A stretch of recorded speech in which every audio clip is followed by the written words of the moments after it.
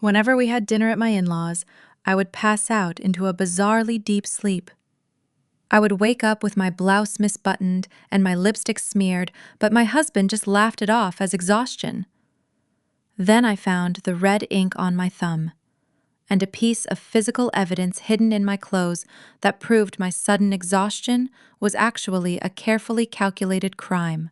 My name is Lauren, 33 years old, and the CEO of a financial technology company I built from absolutely nothing. Before I reveal the sickening truth of what my husband and his family did to me while I was unconscious, let me know where you are watching from in the comments below. Hit that like button and subscribe if you have ever had to outsmart toxic people who mistook your kindness for weakness. The pounding in my skull was the very first thing I registered. It was a heavy, relentless, throbbing ache that made opening my eyes feel like a monumental physical effort. The smell of expensive, cloying floral perfume told me exactly where I was before my vision even cleared. I was lying on the stiff, antique sofa in my in-laws' living room. The room was spinning slightly as I pushed myself up into a sitting position on the velvet cushions. My mouth tasted incredibly dry and strangely metallic. I looked down at myself, trying to piece together the missing hours, and a cold wave of deep confusion crashed over me. My white silk blouse, the one I had carefully ironed for this supposedly pleasant family dinner, was entirely misaligned. 2 buttons were fastened in the wrong buttonholes, pulling the delicate fabric taut across my chest in an awkward way I never would have worn it. I reached up to rub my aching forehead, and the back of my hand brushed against my cheek. I pulled my compact mirror from my pocket and stared at my reflection. My red lipstick was smeared completely sideways across my lower jaw. It looked less like a casual smudge and more like it had been forcefully wiped across my face. I looked down at my hands to steady my breathing, and that is when I saw it. A faint, almost imperceptible trace of red ink stained the pad of my right thumb. It looked exactly like the heavy ink from a stamp pad. Gavin walked into the living room holding a glass of scotch. He smiled at me with a casual, relaxed expression that instantly made my stomach twist in knots. "You are finally awake, Sleeping Beauty," he chuckled, walking over to stroke my hair. I flinched, pulling away from his touch. "What happened to me?" I asked, my voice raspy and foreign to my own ears. "Why is my shirt buttoned wrong? Why is there ink on my hand?" Gavin rolled his eyes, taking a slow sip of his drink. "You had 1 glass of wine and completely passed out before dessert. You were practically falling out of your chair at the dining table. I had to carry you to the sofa. You probably messed up your shirt, tossing and turning in your sleep. And the ink is just wine you spilled on your hand when you dropped your glass. You were a total mess, Lauren." Barbara walked into the room right on cue, carrying a silver tray. Her smile was tight, her eyes judging me from head to toe, as she always did. "You really do push yourself far too hard, Lauren," she said, setting the tray down with a sharp clink on the glass table. "I suppose that blue-collar work ethic of yours is hard to shake, but this constant exhaustion is simply not suitable for our social circles. High society requires stamina, dear, not passing out on the furniture like a common laborer after a single glass of wine." I stared at them. The pounding in my head was actively competing with the screaming instincts in my gut. "I only had a few sips of that wine," I said, carefully enunciating every single word. "And I do not toss and turn so violently that my buttons magically unfasten and reattach themselves in the wrong order." Gavin sighed loudly, playing the role of the long-suffering husband perfectly. "Lauren, stop being so paranoid. You work 80 hours a week at your little tech startup. Your body just shut down. Do not make this into a massive drama just because you cannot handle your liquor or your work schedule." The dismissive tone in his voice, the way Barbara looked at me like I was something scraped off the bottom of her expensive shoes, it all felt entirely too orchestrated. They were not concerned about my health. They were defensive. My mind raced into overdrive. I was the founder of a multi-million-dollar financial firm. I analyzed data anomalies for a living, and the anomalies in this room were glaring. The misaligned buttons, the smeared lipstick, the red ink on my thumb, none of it aligned with simply passing out from fatigue. It felt like a crime scene, but I knew showing my hand right now would be a catastrophic mistake. If they were hiding something deeply sinister, I needed to play the exact role they expected me to play. "You are right," I said, forcing my voice to sound weary and apologetic. "I am sorry. I have been under a massive amount of stress with the new software launch at the company. I must have just crashed completely." Gavin smiled a triumphant smirk that he quickly tried to hide behind his scotch glass. "See, I told you. Just take it easy, babe. Let the adults handle things while you rest." I nodded, standing up slowly on legs that still felt like lead blocks. "I am just going to splash some cold water on my face in the restroom," I murmured. I walked down the long, heavily carpeted hallway, closing the heavy oak door of the guest bathroom behind me and sliding the lock into place. I leaned heavily over the marble sink, turning on the cold water and taking deep, shuddering breaths. I needed to compose myself. I unbuttoned my ruined silk blouse to fix the embarrassing alignment and smooth out the fabric. As the silk fell open, something scratched against my bare collarbone. I looked down, my blood running completely cold in my veins. Caught perfectly in the delicate lace edge of my bra was a single coarse strand of dark chest hair. I stared at it, my heart hammering violently against my ribs. Gavin has a completely hairless chest. This thick, dark hair belonged to another man, and it definitely did not belong to my husband. I carefully plucked the coarse, dark hair from the lace of my bra, my fingers trembling slightly. I folded it into a small piece of tissue paper and shoved it deep into the zipper pocket of my designer clutch. My mind was racing, connecting the horrifying dots between my misaligned blouse, the smeared lipstick, and the heavy sleep that had pulled me under so suddenly. I needed to get out of this house immediately, but I also needed to know exactly what else had been violated while I was unconscious. I pulled my smartphone from my purse, intending to order a private car service to get away from Gavin. As I lifted the screen to my face, a jarring notification popped up.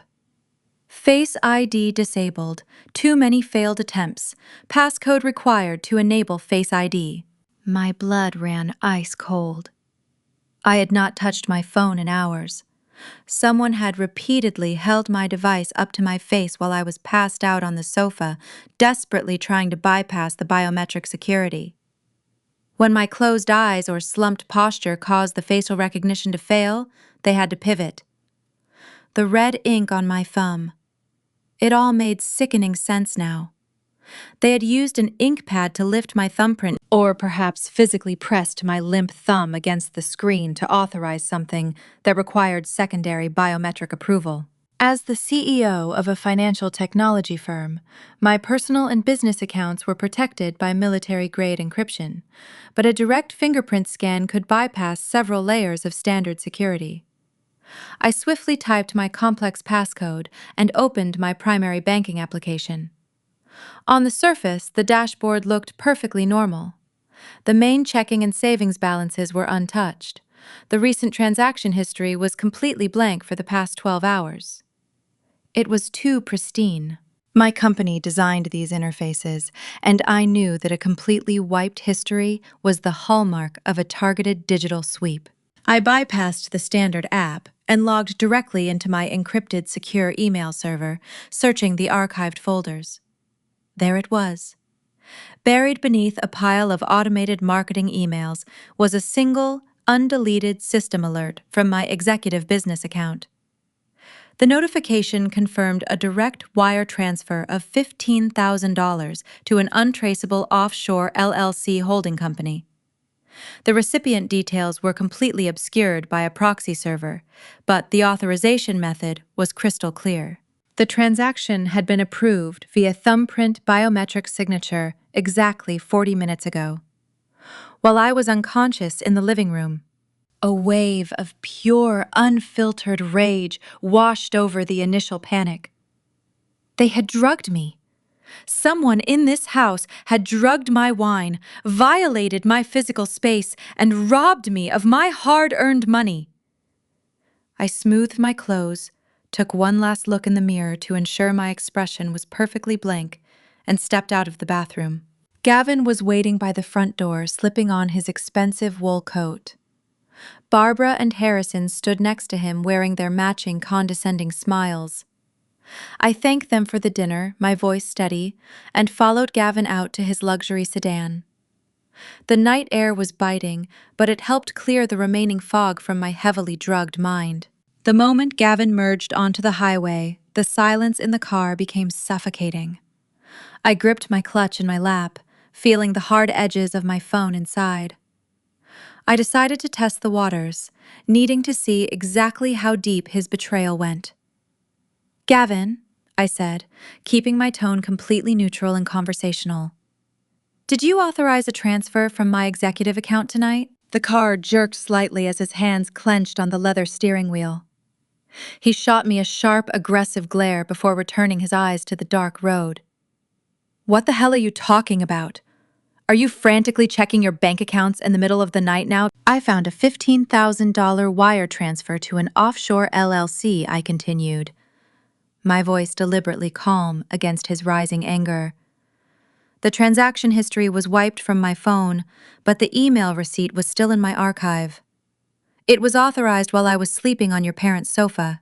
Gavin let out a harsh, mocking laugh that echoed loudly in the confined space of the car.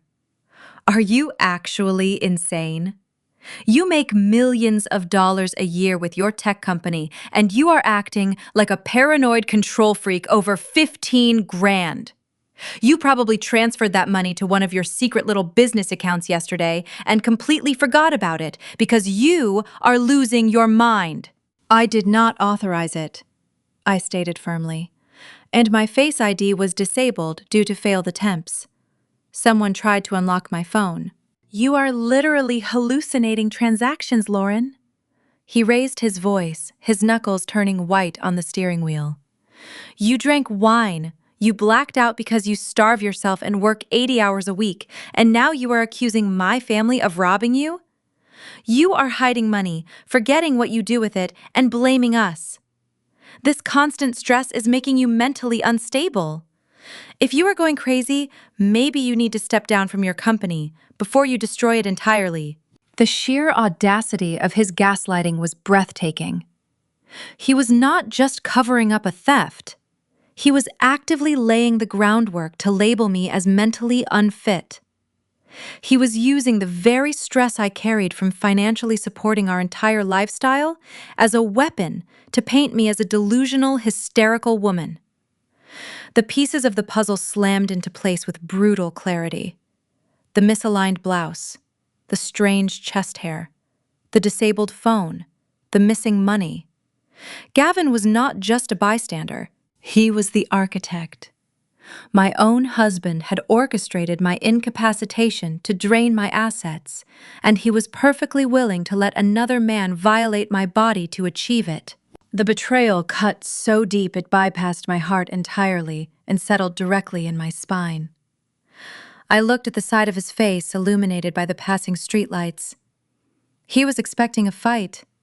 He was waiting for me to scream, to cry, to act exactly like the hysterical woman he was accusing me of being, so he could use my emotional reaction as further proof of my instability. I refused to give him the satisfaction. I softened my posture, letting my shoulders slump, as if the weight of his words had finally crushed my spirit.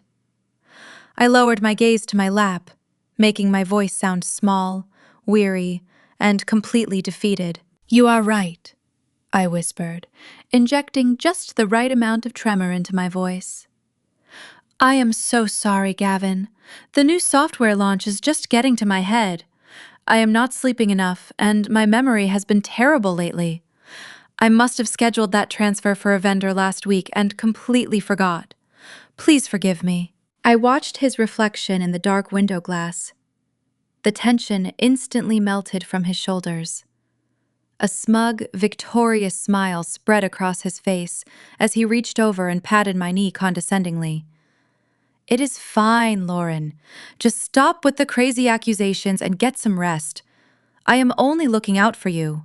He turned the radio up and looked out the window, completely satisfied that he had successfully manipulated his exhausted, wealthy wife. But as he looked away, the submissive mask on my face instantly vanished. The cold, calculating logic of a woman who had built an empire from dirt took over. He thought he had broken me. He thought I was just a naive target he could drug rob and gaslight into submission. He was catastrophically wrong. I was no longer the confused victim waking up on a velvet sofa. I was the hunter, and I was going to burn his entire world to the ground. The minute we stepped inside our house, Gavin tossed his keys on the counter and headed straight for the master bedroom, claiming he was exhausted. I waited until I heard the steady, heavy rhythm of his breathing echoing down the hallway before I made my move. I walked into my home office, locked the door, and powered up my encrypted workstation. My company handled billions of dollars in daily transactions, safeguarding assets against international syndicates. I was not just an executive who signed papers. I had written the core architecture of our security protocols. Gavin actually believed he could hide a crude wire transfer from me. It was almost insulting how badly he underestimated my technical capabilities. I bypassed the standard user interface and accessed the deep back-end logs of the banking network. The transaction had been routed through a proxy server, an amateur attempt to mask the digital footprint. My fingers flew across the keyboard, running a trace protocol that stripped away the fake IP addresses layer by layer. It took me less than 20 minutes to break through the final firewall.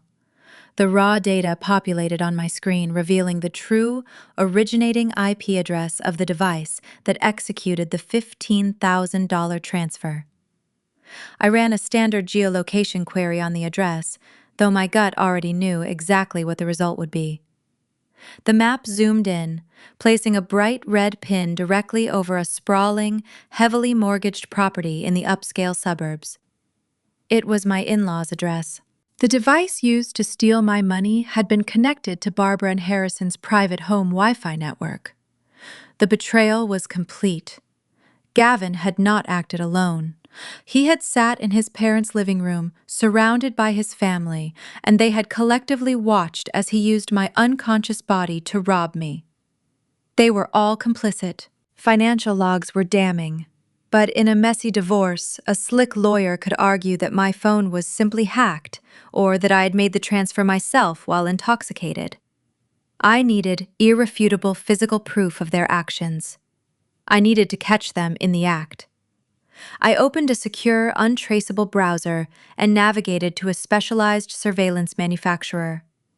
I bypassed the standard consumer equipment and ordered a state-of-the-art microcamera. It was brilliantly designed, housed inside an elegant vintage-style golden brooch studded with dark emeralds. The tiny lens was completely invisible to the naked eye. It recorded high-definition video and crystal-clear audio, broadcasting the feed directly to a secure, encrypted cloud server that only I could access. I established a redundant backup on a private server located in Switzerland, completely out of reach from any sudden, legal interference. I paid extra for overnight shipping. Over the next few days, I played my part flawlessly. I was the stressed, overwhelmed, and completely oblivious wife. Gavin played the supportive husband, rubbing my shoulders and telling me I needed to relax.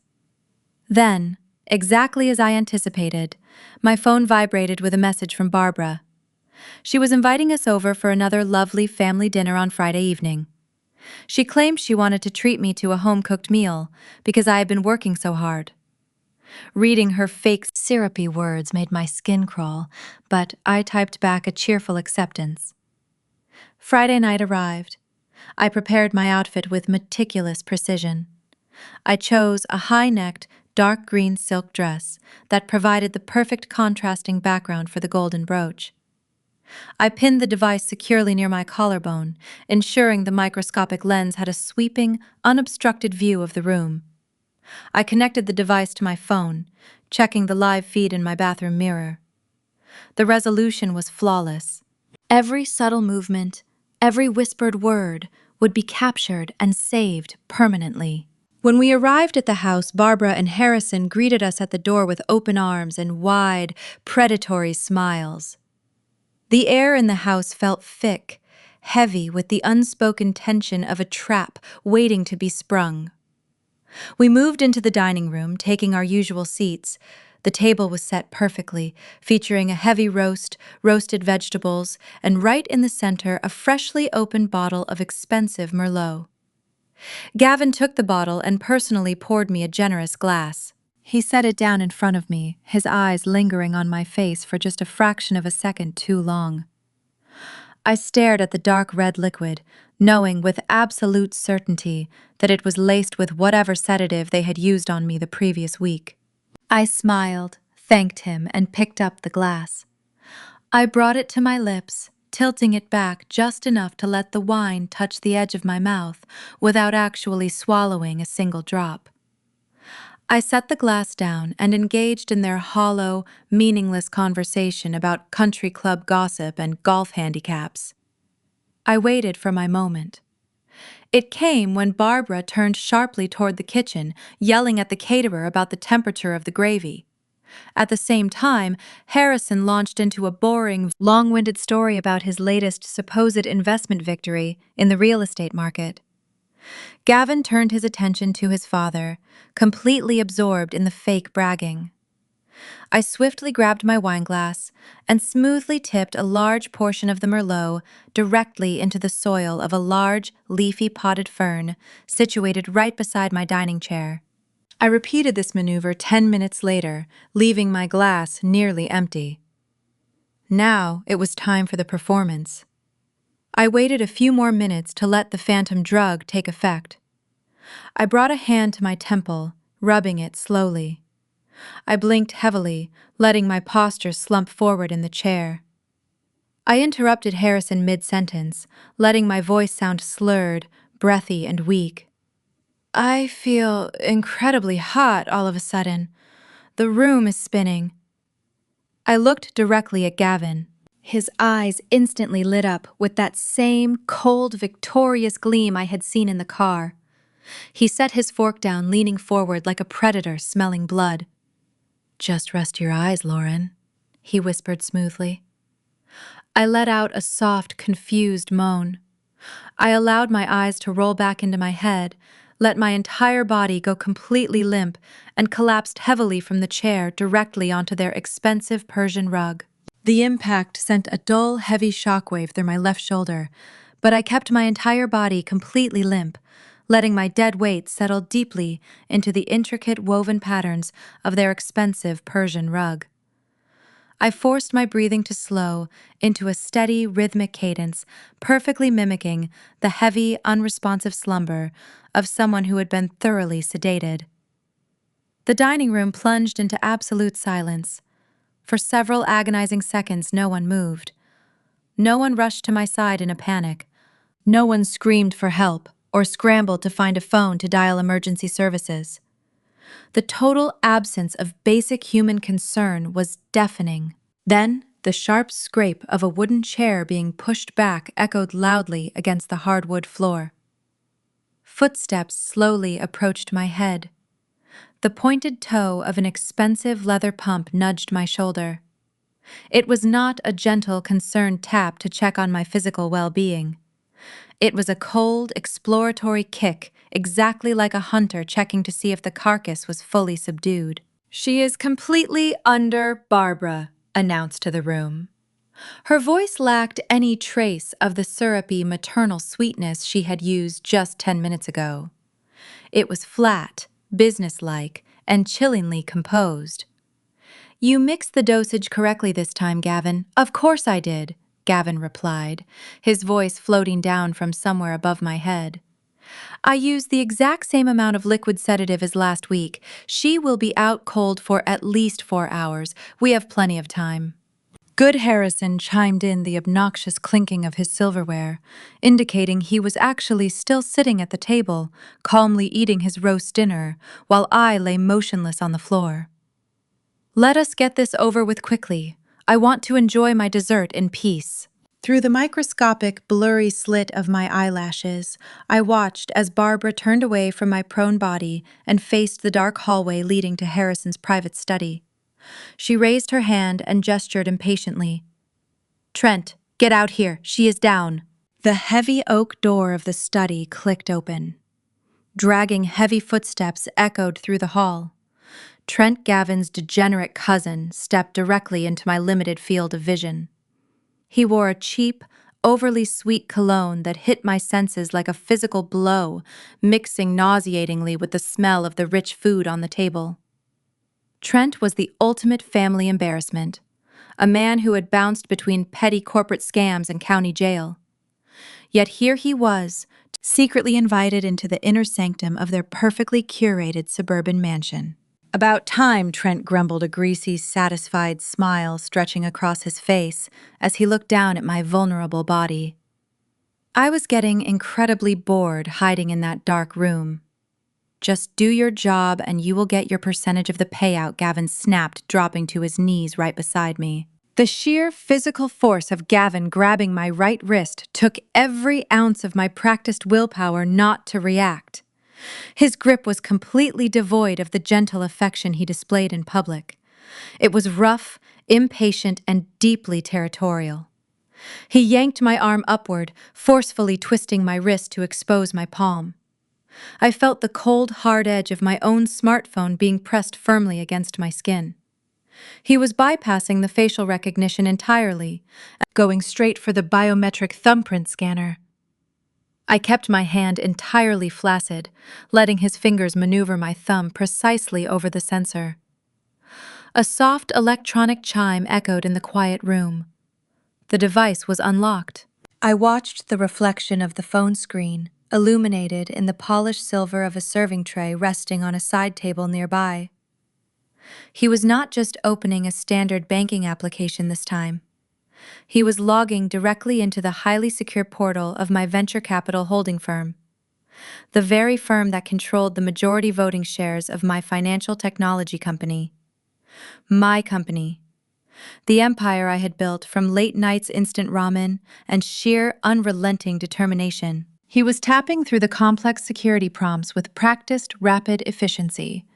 He had clearly rehearsed this exact sequence of clicks countless times. "Are the proxy servers ready?" Gavin asked, his breath hot against my cheek as he leaned over my body to type. "Everything is set up perfectly," Harrison answered, finally taking a sip of his expensive wine. "Just execute the transfer protocol. The shares will route directly through the 3 shell companies we established in the Cayman Islands. By the time she wakes up tomorrow and notices anything is missing, the assets will be completely scrubbed and legally untraceable." "Got it," Gavin muttered, transferring 20% of her primary equity right now. My heart hammered against my ribs like a trapped bird, but I kept my chest perfectly still. 20%. They were effectively stealing millions of dollars of my life's work with a single tap of my own stolen fingerprint. The audacity was magnificent in its absolute depravity. But they did not know I had already secured the digital perimeter. They did not know the offshore shell companies they were funneling my shares into were currently being monitored by a devastating digital trap I had set with Malik. Every single keystroke Gavin made was being actively recorded, logged, and traced by my own internal countermeasures. And above all, the golden brooch pinned to my collarbone was capturing perfectly clear, high-definition footage of the entire financial crime. "All right, the financial side is completely done," Gavin announced, tossing my phone carelessly onto the carpet near my head. He stood up, pulling a separate device from his jacket pocket, his own phone. He toggled the camera application open. "Trent, you are up. Make it look convincing." Trent chuckled, a low, guttural sound that made my skin crawl. He dropped to his knees, right beside my waist. The overwhelming scent of his cheap cologne enveloped me entirely. I felt his rough, calloused hands reach for the collar of my dark green silk dress. I had deliberately worn a dress with a complex row of fabric-covered buttons down the front, knowing it would require deliberate, clumsy effort to undo. Trent fumbled eagerly with the top button, his breathing heavy and gross as he leaned his weight over my incapacitated body. He popped the first button free, then the second, then the third. The cool air of the dining room hit my exposed collarbone and the top edge of my lace bra. The exact same lace where I had found his stray chest hair just 1 week ago. The horrifying puzzle was completely assembled now. This was exactly what they had done while I was passed out on the sofa last Friday. "Get closer to her," Barbara commanded, stepping directly into the frame of my hidden brooch camera. "You need to look like you were intimately involved. Mess up her hair, Gavin. Make sure you get the angle that shows her face clearly, so there is no denying it is her." Gavin circled us like a starving vulture, his phone clicking rapidly as he captured the staged violation. Flash after flash illuminated the dim dining room. Trent leaned his body weight heavily against my side. He reached up, his rough thumb pressing forcefully against my lower lip. He dragged his thumb across my mouth, intentionally smearing my red lipstick across my cheek and down toward my chin, creating the exact chaotic, messy visual evidence of a passionate, illicit encounter. "Perfect," Gavin sneered, snapping another rapid series of high-resolution photos. "These are flawless. When I present these to the divorce attorneys, she will have absolutely no choice but to surrender the rest of the company to avoid the massive public scandal." The entire horrific master plan was finally laid bare before me. The multi-million-dollar financial theft was merely the appetizer. The main course was a fault-based divorce. They were fabricating undeniable photographic evidence of me committing adultery with his own cousin in his parents' house. In the wealthy, image-obsessed circles Barbara and Harrison desperately clung to, a scandal of this magnitude would be socially fatal. Gavin planned to use these incredibly damaging photos to trigger the severe penalty clauses in our prenuptial agreement, essentially extorting me into signing over my entire tech empire just to keep these degrading images out of the public record. They were going to strip me of my dignity, my business, and my money, all while maintaining their pristine, victimized facade. Trent shifted his weight, his hand moving lower toward the waistline of my silk dress. As the camera flashes continued to fire relentlessly above me, lighting up the sickening, greedy grins on the faces of my so-called family, the cold, calculating fury inside me crystallized into absolute diamond. They had completely forgotten the golden rule of hunting. Never corner a predator and assume it is prey. Trent's hand hovered over the delicate fabric of my dress, his breathing rough and eager. But Gavin sharply commanded him to stop grabbing Trent by the shoulder.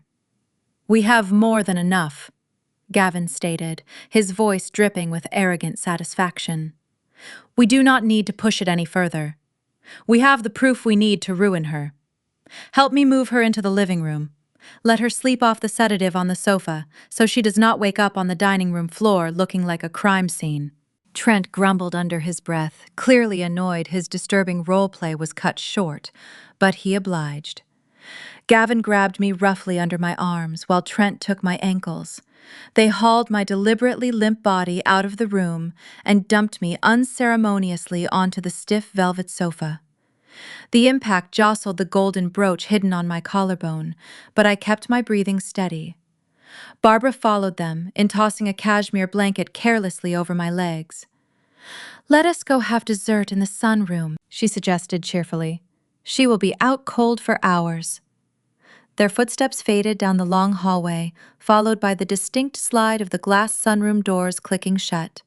I waited exactly 120 seconds in the suffocating silence of the living room. Then, my eyes snapped wide open. The massive surge of adrenaline I had been suppressing hit my bloodstream like a physical shockwave, making my hands shake uncontrollably. I sat up quickly, moving with absolute silence. I swiftly rebuttoned my green silk dress, my fingers fumbling with the tiny fabric loops. I furiously scrubbed the smeared, degrading red lipstick off my cheek with the back of my hand. My chest was heaving, fighting for oxygen. The sheer predatory disgust of what my husband had just orchestrated with his criminal cousin threatened to crush my lungs entirely. I needed fresh air. I could not stay inside this house for another second without screaming. I slipped off my high heels, holding them tightly against my side, and crept toward the heavy French doors that led to the patio. I turned the brass handle with agonizing slowness, wincing at every microscopic click, and slipped out into the freezing night air. The moment the biting cold wind hit my face, my carefully maintained composure shattered. I stumbled off the wooden deck and pressed my back hard against the rough brick exterior, gasping for breath as a wave of intense nausea washed over me. I bent forward, hyperventilating in the darkness, the horrifying images of camera flashes and greedy smiles burning into my retinas. I forced myself to stand upright, stumbling blindly away from the patio and moving quietly toward the dark driveway where the guest cars were parked.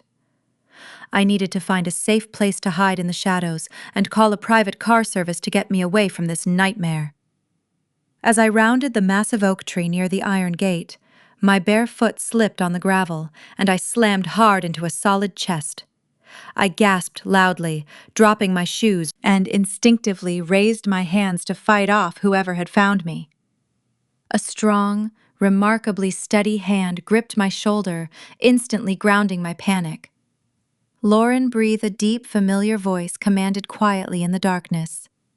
"Stop fighting. It is just me. It is Malik."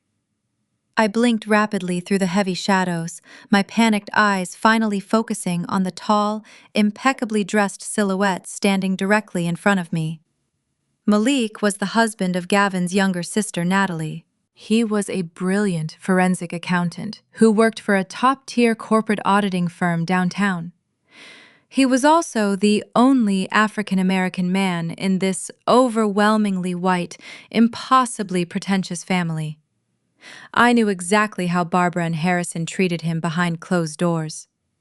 They masked their deep-seated prejudice behind relentless, passive-aggressive microaggressions, constantly questioning his career choices, undermining his success, and aggressively excluding him from all family financial discussions. He was marginalized, underestimated, and deeply resented by everyone in this house. Just like me. "What are you doing out here in the dark?" I whispered, frantically scanning the brightly illuminated windows of the sunroom behind us, terrified that Barbara or Gavin would look outside. Malik did not answer immediately. Instead, he reached down, picked up my discarded shoes from the gravel, and handed them back to me. "Come with me right now," he instructed, keeping his voice dangerously low. He grabbed my wrist with a firm, protective urgency. He pulled me quickly away from the glowing streetlights and deep into the thick shadows of the detached garage. Parked entirely out of sight behind a row of tall hedges was his sleek, black sedan. He opened the passenger door, ushered me gently inside, and slid into the driver's seat beside me. He did not turn on the engine or the interior lights. He immediately flipped open a high-powered laptop resting securely on the center console. The bright screen illuminated the tight space of the car, casting a sharp blue glow over his intensely focused features. He typed a rapid string of complex security commands, and a dizzying web of financial flowcharts, wire transfer logs, and offshore routing numbers instantly populated the screen. He turned the laptop toward me, pointing his pen directly at the specific Cayman Island shell companies Gavin had just utilized in the dining room. "They actually think they are the smartest people in the world," Malik whispered, his dark eyes locked onto mine with a cold, terrifying clarity that mirrored my own rage. They think they can hide their clumsy digital footprints from a man who unravels international corporate fraud for a living. They have always hated my skin color, Lauren, and they have always deeply hated your working-class background. They view both of us as nothing more than disposable assets to exploit and discard when we are no longer useful to their status. I have been secretly tracking their hidden offshore accounts and illegal tax shelters for 6 straight months. I know exactly what they are doing to you in there right now. Malik slowly closed the laptop, the screen going completely black, plunging us back into the darkness of the car. He leaned closer over the center console, his voice dropping to a deadly, razor-sharp whisper. Let us burn them down. I stared at him, the absolute shock momentarily overriding my anger. You saw the $15,000 transfer? I asked, my voice barely a breath in the confined space of the dark sedan.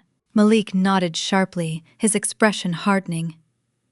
I saw it the moment it hit the proxy server last week. Harrison has been using my firm for his independent auditing, and he made the catastrophic mistake of assuming I was just a diversity hire who would rubber stamp his paperwork without looking closely. I started digging into his private ledgers 6 months ago because his lifestyle never matched his actual reported revenue. The man is drowning in secret debt, Lauren. He is leveraged to the absolute limit. When I saw that sudden $15,000 wire route through his home IP address directly from your executive account, I knew exactly what was happening. Gavin is completely broke, and they are orchestrating a coordinated extraction of your assets to save their own sinking ship. I leaned back against the leather seat, the cold reality of his words settling heavily over me. It is much worse than a simple wire transfer, Malik, I said, my voice steadying as the tactical side of my brain fully activated.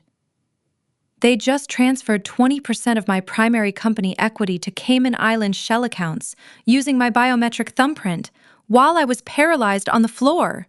Malik clenched his jaw, his hands gripping the steering wheel so tightly his knuckles turned white. I already locked down those shell accounts on my end, he revealed quietly. The moment Gavin initiated the transfer, my custom algorithms isolated the funds in a digital holding pen. They think the money is secured offshore, but it is actually trapped in a server I control. But why would they stop at 20%? If they had your thumbprint, why not drain the entire portfolio tonight? Because they need me to willingly sign over the rest to avoid a massive public scandal, I explained. A bitter, hollow laugh escaping my throat. I told him about the horrifying scene in the dining room. I detailed how Trent had unbuttoned my dress, how Gavin had smeared my lipstick, and how they had taken dozens of high-definition photos of me, completely incapacitated, staging it to look like a passionate, drunken affair. Malik went completely still. The silence in the car became thick and dangerous. The penalty clause he finally whispered, the realization dawning on him with brutal clarity. Your prenuptial agreement. Exactly, I confirmed, the anger burning hot and bright in my chest. If I initiate a standard divorce, I keep my entire company and my personal assets. But if Gavin files for a fault-based divorce and can definitively prove infidelity, the penalty clause triggers.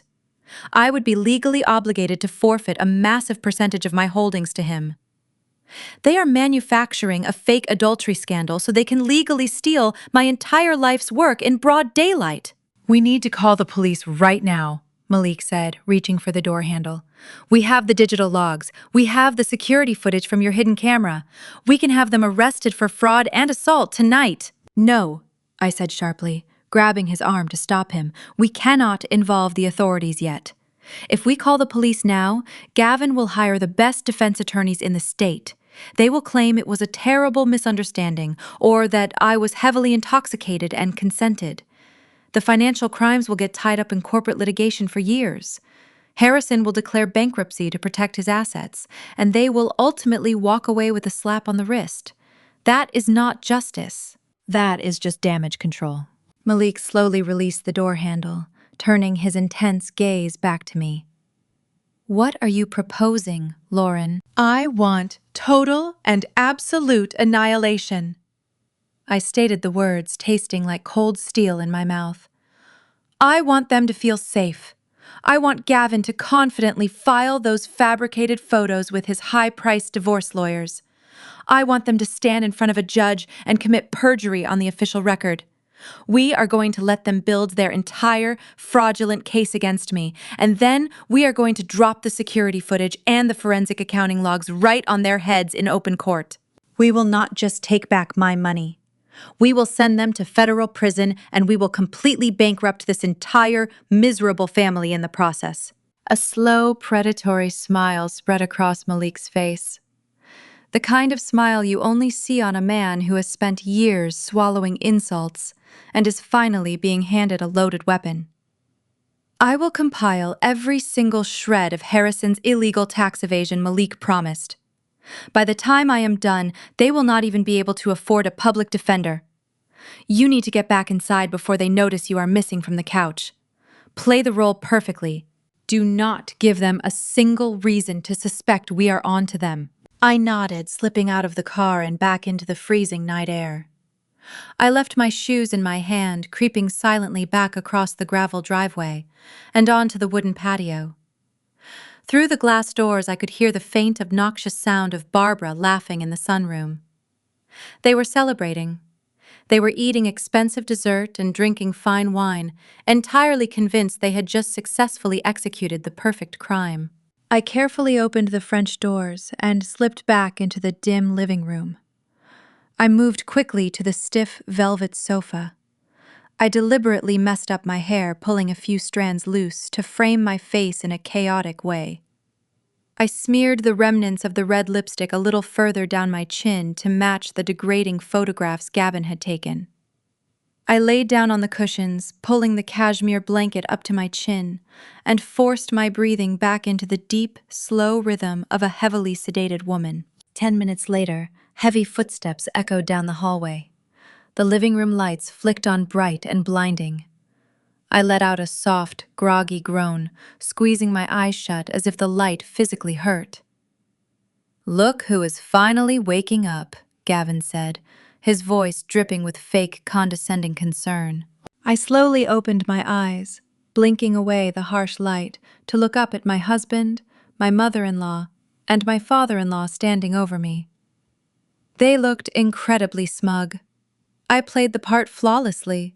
I let my eyes convey deep confusion and vulnerability. I reached up, rubbing my temple as if my head was pounding, while secretly knowing with absolute certainty every single move my enemies were making. The trap was set, and they were walking right into it. I groaned softly, letting my heavy eyelids flutter shut before forcing them open again. Gavin knelt beside the velvet sofa, his hand resting on my shoulder with a repulsive, practiced gentleness. "You really scared us tonight, Lauren," he murmured, his face a perfect mask of husbandly concern. "You completely blacked out at the dinner table. We had to carry you in here." I forced a confused, embarrassed blush to my cheeks, apologizing profusely for ruining their evening. Barbara sighed from the doorway, her arms crossed, playing the long-suffering matriarch. "Just take her home, Gavin," she said. "She clearly cannot handle the pressures of her own life." I kept my head bowed, playing the fragile, broken woman all the way to the car. The following morning, the real work began. I arrived at my corporate headquarters before sunrise, bypassing my executive suite and heading straight for the basement server rooms. I initiated a secure, encrypted video link with Malik. His face appeared on the monitor, illuminated by the harsh glare of his own multiple screens. "They think they secured 20% of my equity," I said, typing rapidly as we spoke. "But we need to give them a reason to come back for the rest. And we need to ensure their next move leaves an undeniable radioactive trail." Malik nodded, his fingers flying across his keyboard. "We are building a honeypot," he confirmed. "I am currently constructing a shadow portfolio within your secondary holding firm. It will look exactly like a highly lucrative, completely unsecured offshore reserve account. I routed $3 million of dummy funds into the architecture. It is phantom money, but to Gavin's stolen biometric access, it will look like liquid gold sitting unguarded in the dark. I integrated specialized tracking algorithms into the dummy funds. The moment Gavin or Harrison attempts to move a single cent from the honeypot, the system will not just block the transfer. It will act like a digital parasite. It will attach itself to their routing protocol and map every single hidden account, tax shelter, and proxy server they have ever used. They will essentially be installing a tracking beacon directly into their own criminal enterprise. The trap was primed, but the waiting required a sickening level of patience. 2 days later, Gavin decided to escalate his psychological warfare. He casually walked into the kitchen on a Thursday evening, announcing he had invited Trent over for drinks to discuss a potential real estate investment. The sheer audacity of bringing his degenerate cousin into my home, the very man who had violated my physical space and helped stage a fraudulent adultery scandal, made my blood run entirely cold. I forced my hands to remain steady as I arranged a platter of imported cheeses and cured meats. When Trent walked through my front door, the suffocating stench of his cheap cologne instantly filled the foyer, instantly triggering a phantom wave of nausea from the dining room floor. Trent smirked at me, his eyes dragging slowly up and down my body in a way that made my skin crawl. "Hey there, Lauren," he drawled, dropping his heavy frame onto my pristine living room sofa. "You are looking a lot more lively tonight." Gavin chuckled, pouring 3 glasses of expensive scotch. "Lauren has been struggling with her energy levels lately. She is practically narcoleptic after a single glass of wine." Trent took a long sip of his drink, his gaze locked directly onto mine. "Is that right?" he asked, his voice dripping with sinister, hidden meaning. "You know, I have always found that people who sleep that deeply miss out on all the fun happening right in front of them. It is a dangerous habit, sleeping so heavily. You never know who might be taking advantage of your downtime." I smiled tightly, offering him the platter of appetizers. "I am learning to be much more alert, Trent," I replied smoothly. "I assure you, my eyes are wide open now." Trent laughed, snatching a piece of cheese and leaning back into the cushions, entirely oblivious to the fact that he was mocking a woman who held his absolute destruction in her hands. I stood there, playing the perfect accommodating hostess, pouring their drinks, and listening to their garbage conversation, while secretly visualizing the exact dimensions of the federal prison cell Trent would soon occupy. The long, agonizing evening finally ended, and Gavin confidently retreated to the master bedroom upstairs to sleep. I slipped into my home office and locked the heavy wooden door. The encrypted phone in my pocket vibrated sharply. It was a secure text message from Malik. A single word. Now. I immediately sat at my desk and logged into our secure server, pulling up the encrypted video link. Malik looked pale, his eyes wide as he stared at the data cascading across his primary monitor. I finally breached Harrison's master ledger. Malik breathed, his voice tight with disbelief. "I bypassed the decoy files and got into the core accounting books he uses for his private investment firm." "Lauren, it is worse than we ever could have imagined."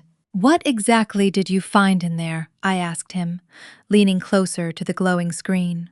"He is not just leveraged," Malik whispered, the horror evident in his sharp tone.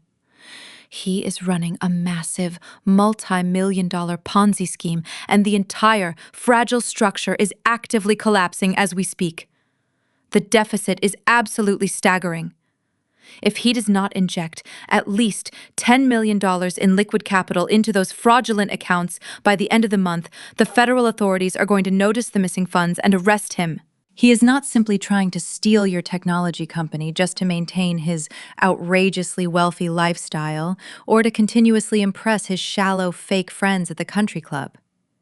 He is deliberately stealing your entire life's work for one desperate reason. He needs that cash right now to keep himself out of a federal penitentiary." I stared at the glowing screen.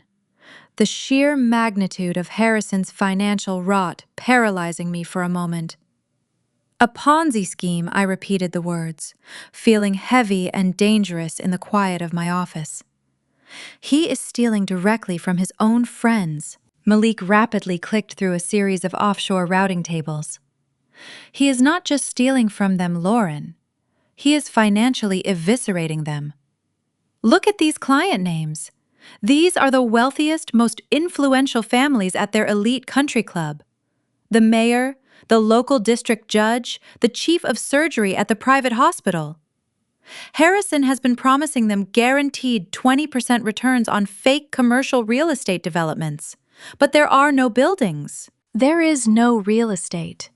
He has been fabricating intricate quarterly reports complete with forged municipal zoning approvals and fake architectural blueprints to keep them blind. He is simply taking the capital from the newest country club members and using it directly to pay the fabricated dividends of the older members. It is a classic textbook pyramid of lies, and he has reached the absolute top. There is no more new money coming in to sustain the illusion. But why target me so aggressively right now? I asked, tracing the jagged downward line of Harrison's liquidity graph. If he has been successfully running this massive con for years, why the sudden, violent rush to drug me and steal my equity this month? Malik switched to a different spreadsheet, this one highlighted in glaring red numbers. Because of Gavin. Gavin is not just a lazy, entitled husband. He is a catastrophic gambling addict. I tracked his hidden offshore expenditures. Gavin owes over $4 million to unregulated sports betting syndicates and underground casinos. He is addicted to high-stakes, illegal offshore sports betting. He has been secretly bleeding Harrison's Ponzi scheme dry for the past year to cover his own massive gambling losses, pulling out the critical cash flow Harrison desperately needed to keep the fake dividends paying out to his investors. The syndicate finally gave Gavin a hard deadline.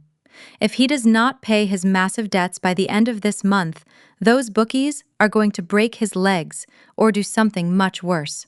The sudden $10 million deficit in Harrison's ledger is directly tied to Gavin's hidden addiction. They are completely trapped. The entire house of cards is actively collapsing right now, and your financial technology company is the only massive pool of liquid assets they have direct access to. They're going to use your entire life savings to pay off dangerous criminals and federal auditors. The absolute depravity of their master plan washed over me.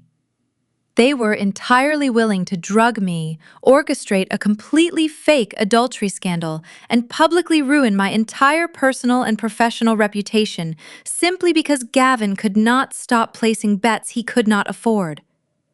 They were going to feed me to the wolves to save their own pathetic skins. Let them try, I whispered softly, memorizing the specific account numbers illuminated on Malik's screen.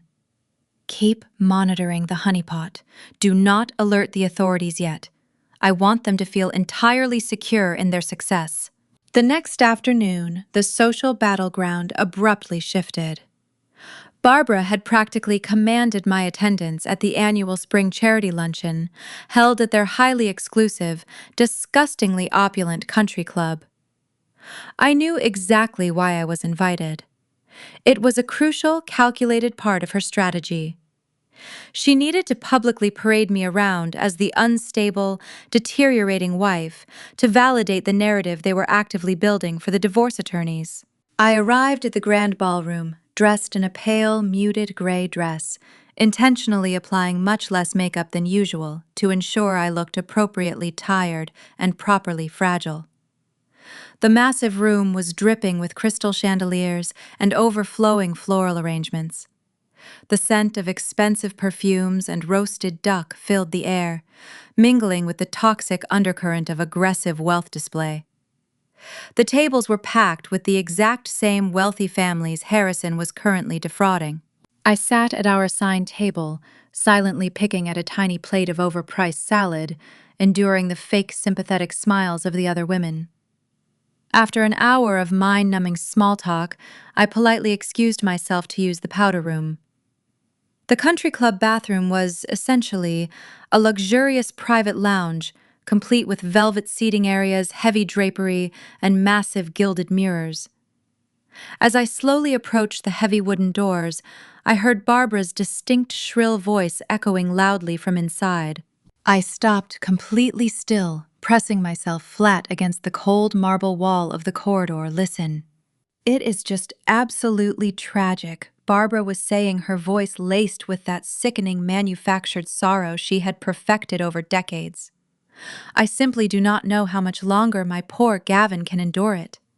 We have tried absolutely everything to help her, but Lauren is suffering from severe psychiatric episodes. A collective dramatic gasp went up from the other women in a lounge.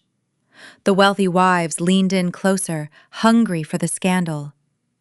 The district judge's wife, a woman completely oblivious to the fact that Harrison had already stolen her entire retirement fund, chimed in. Psychiatric episodes? Oh, Barbara! How terrifying for your family! Is she becoming violent? She is becoming entirely unhinged, Barbara replied, lowering her voice to a theatrical whisper that was clearly meant to be heard by everyone in the room. She forgets where she is. She passes out constantly, but what is truly breaking my son's heart are her deep moral failings. She has completely lost her sense of basic propriety. We strongly suspect she is engaging in some deeply disturbing illicit behavior when she thinks Gavin is not looking. I fear the immense stress of running her little tech company has completely shattered her moral compass. Gavin is desperately trying to save the marriage, but if she continues down this destructive path of infidelity and madness, he will have absolutely no choice but to protect himself legally. The sheer audacity of her calculated smear campaign was breathtaking. She was actively planting the malicious seeds of the fault, base divorce framing me as a crazy, cheating wife to the most influential gossips in their entire social circle. She was ensuring that when Gavin finally produced those horrifying fabricated photos of me and Trent, the entire community would instantly believe the narrative without a single question. I took a deep, steadying breath, letting the white-hot anger settle into cold, tactical precision. I smoothed the skirt of my pale gray dress, pushed the heavy wooden door open, and walked directly into the luxurious lounge. The gaggle of wealthy wives instantly fell dead silent, their eyes wide with poorly concealed shock. Barbara froze instantly, her crystal champagne glass hovering mere inches from her mouth. I looked directly at my mother-in-law and offered her the sweetest, most fragile, trembling smile I could possibly muster. "I am so sorry to interrupt, ladies," I said, my voice pitched barely above a delicate, frightened whisper. "Barbara, could you possibly help me? I am feeling a little dizzy again, and I cannot seem to find my way back to our table." Barbara recovered incredibly quickly, setting her glass down and rushing over to grab my arm with fake maternal urgency. "Of course, my dear," she cooed loudly for the captivated audience. "Let me help you. You really must rest." As she guided me back toward the grand ballroom, I leaned my weight heavily against her, playing the part of the broken, helpless daughter-in-law flawlessly. I kept my head bowed, hiding the sharp, victorious smile that was violently fighting to break across my face. Barbara genuinely thought she was brilliantly setting the stage for my total social and financial destruction.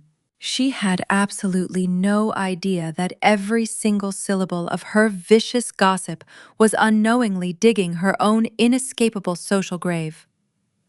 By the time I dropped the digital trap, the exact same women she was lying to today would be the ones viciously tearing her apart tomorrow.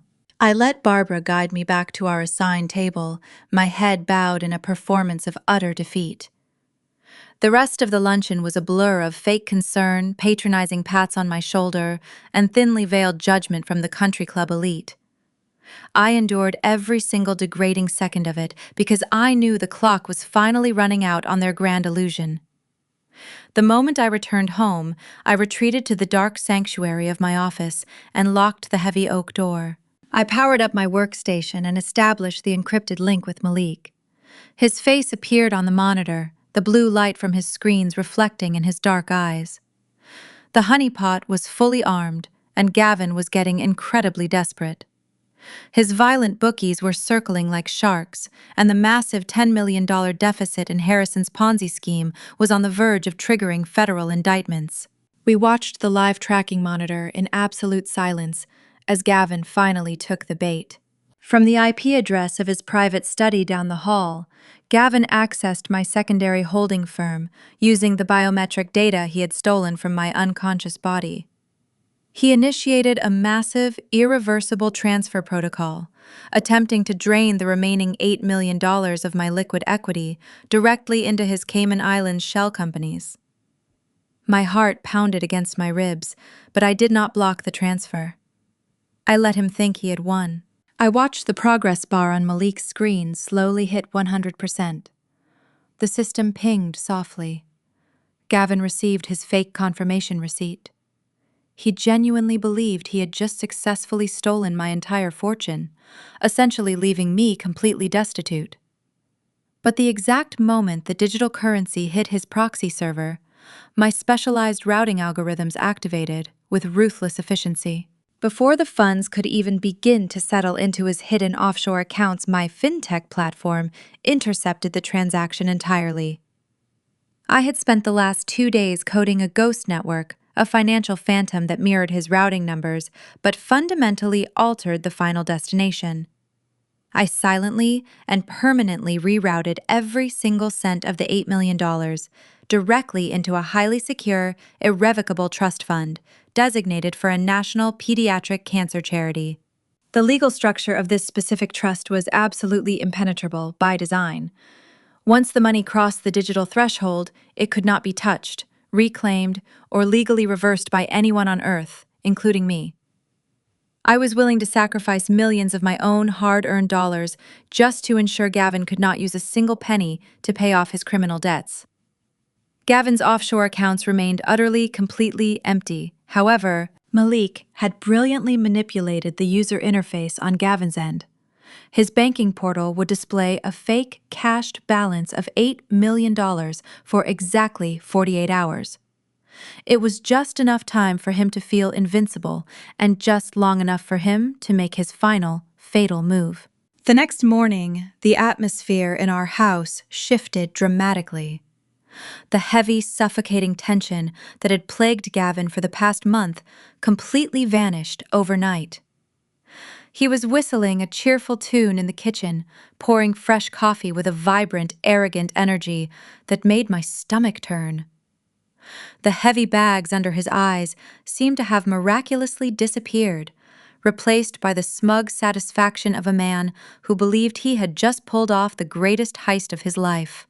He walked over to the kitchen island, adjusting his expensive silk tie, and slid a heavy, embossed ivory envelope across the cold marble counter. "Our 10th anniversary is coming up next week," he announced, his eyes glittering with a predatory excitement he could not quite conceal. "My parents have graciously offered to host a massive gala for us at the country club. Everyone is going to be there, Lauren. The mayor, the district judges, the hospital executives, all of my father's biggest investors. It is going to be a night no one will ever forget." I stared at the thick gold-lettered invitation resting on the counter. 10 years. 10 years of marriage built on a foundation of absolute lies, culminating in a coordinated effort to drug me, humiliate me, and destroy my life. "Why a massive gala now?" I asked, keeping my voice carefully neutral, forcing myself to look him in the eye without betraying the intense hatred burning inside me. "We usually just go to a quiet dinner in the city. We have never celebrated an anniversary with 200 people before."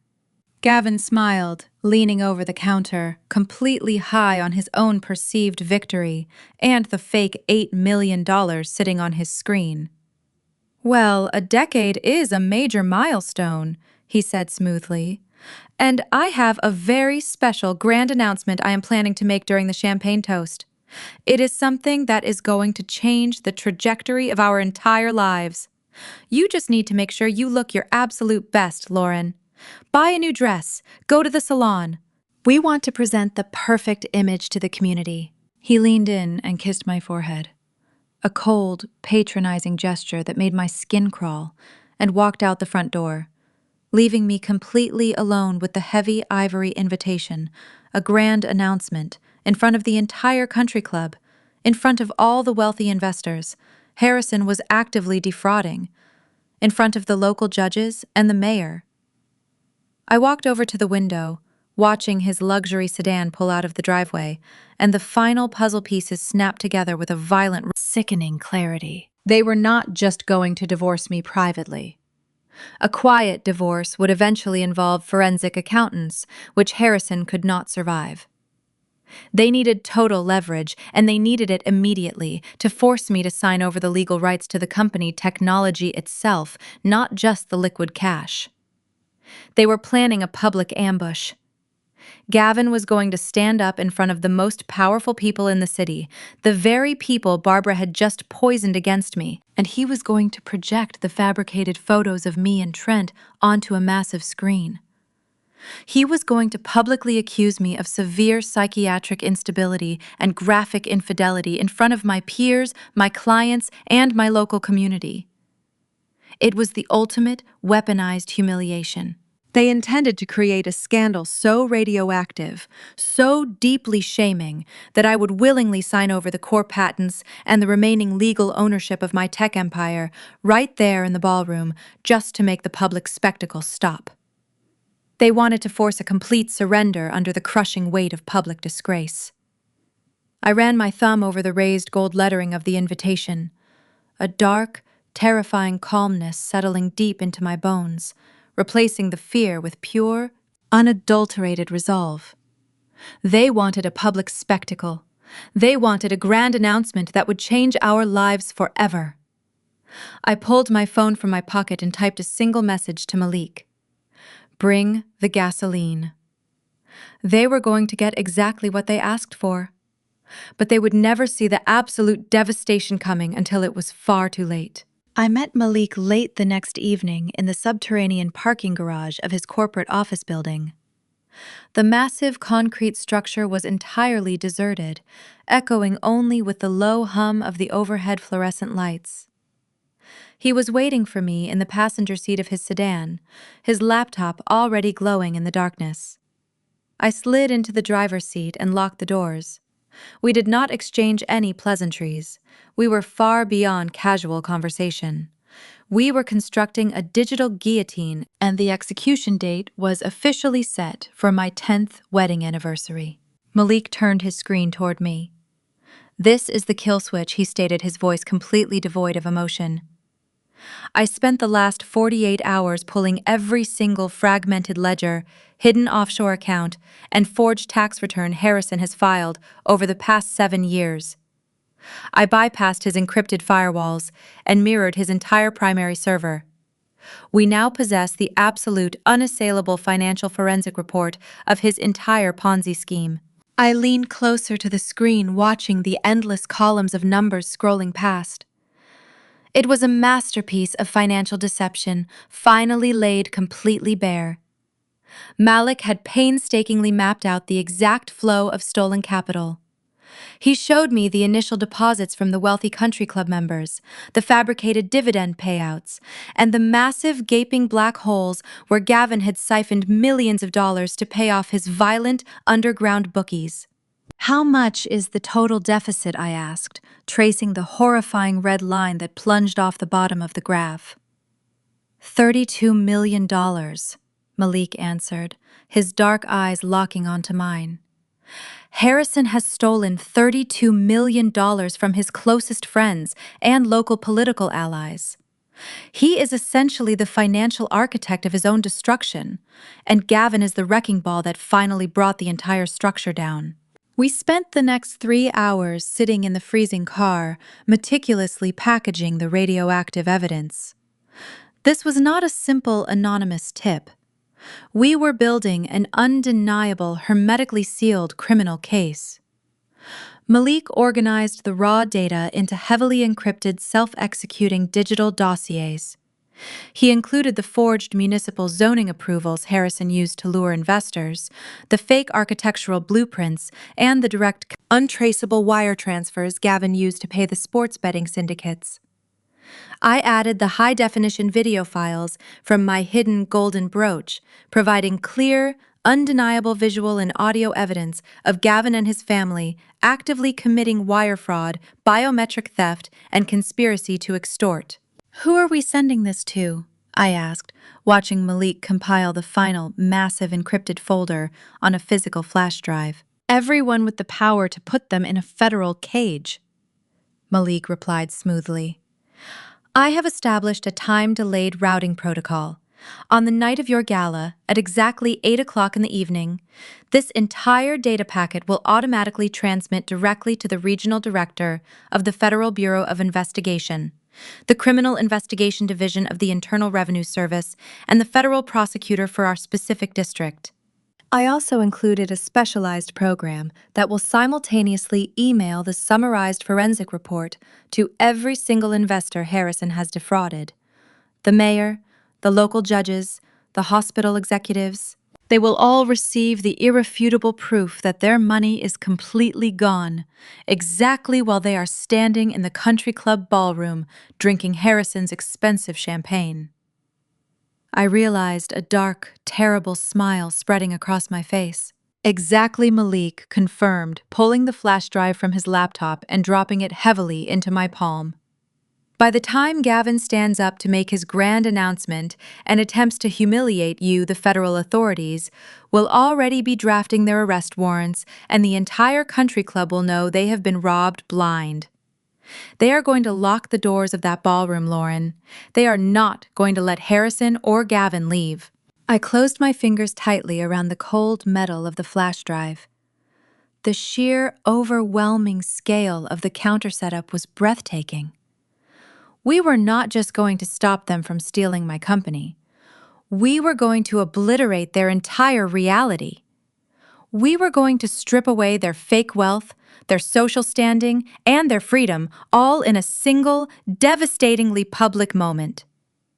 I thanked Malik, my voice thick with a profound, unspoken gratitude, and drove back to my house in the quiet suburbs, slipping into bed beside the husband who was currently dreaming about my absolute ruin. The following morning, I called my executive assistant and cleared my entire schedule for the day. I had one final crucial preparation to make for the gala. I drove into the most exclusive shopping district in the city and walked through the heavy glass doors of a private, high-end tailor. The boutique was entirely quiet, smelling faintly of expensive silk and lavender. A sharply dressed attendant greeted me immediately, offering a glass of sparkling water and asking how she could assist me. "I am attending a very important event next week," I told her, my voice echoing slightly in the pristine showroom. "I need a custom dress. I want something completely unforgettable." She smiled warmly, leading me back to a private fitting suite lined with massive three-way mirrors. "What kind of statement are you hoping to make, madam?" she asked, pulling out a measuring tape. "Are we looking for something romantic, soft, or perhaps something heavily embellished?" "No," I replied, my reflection staring back at me with cold, calculating eyes. "I do not want soft, and I do not want romantic. I need armor." For the next 2 hours, I tried on endless variations of fabric and structure. I rejected the pale pastels, the delicate laces, and the traditional submissive silhouettes Gavin always preferred me to wear. I needed a garment that visually represented the exact moment I stopped being the victim. Finally, the tailor brought out a custom piece from their private vault. It was a floor-length gown crafted from heavy, pure silk. It was not white, and it was certainly not the muted, fragile gray Barbara had forced me to wear at the charity luncheon.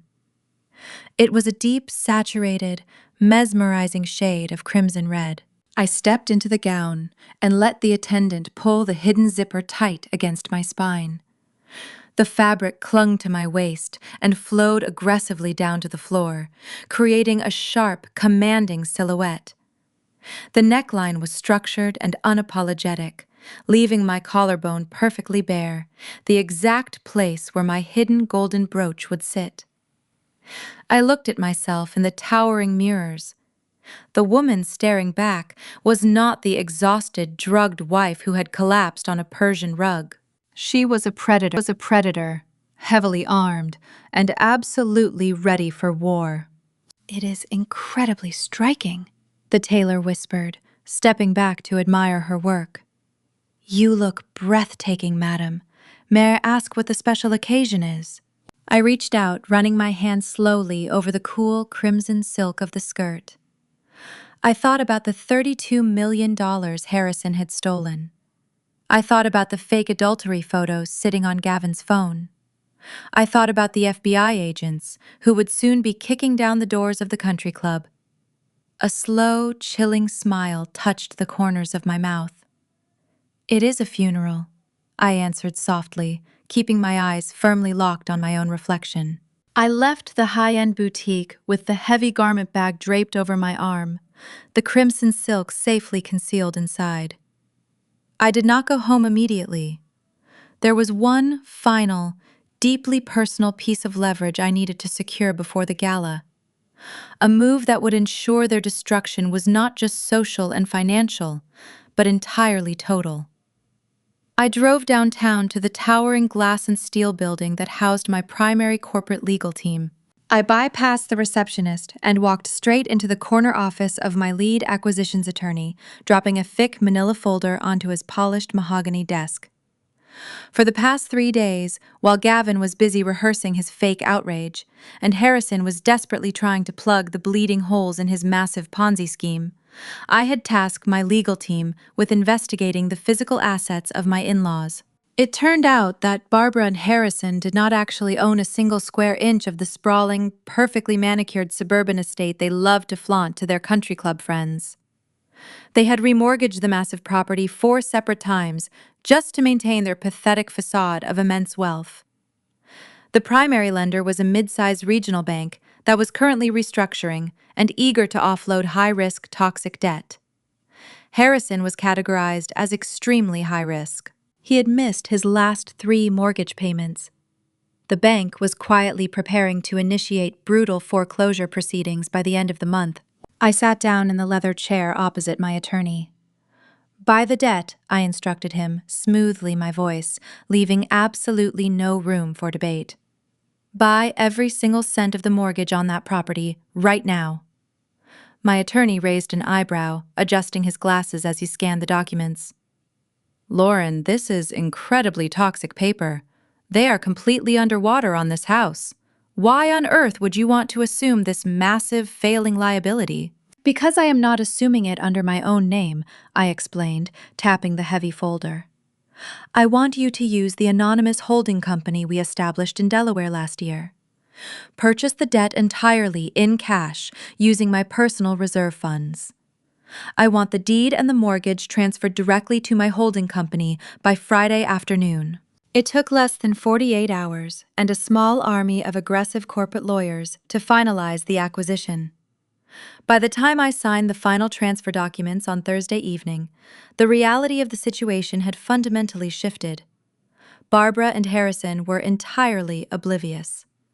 They were currently sleeping in their expensive Egyptian cotton sheets, dreaming about stealing my tech empire and ruining my life, completely unaware that the ground beneath their feet no longer belonged to them. They were no longer the wealthy masters of their domain.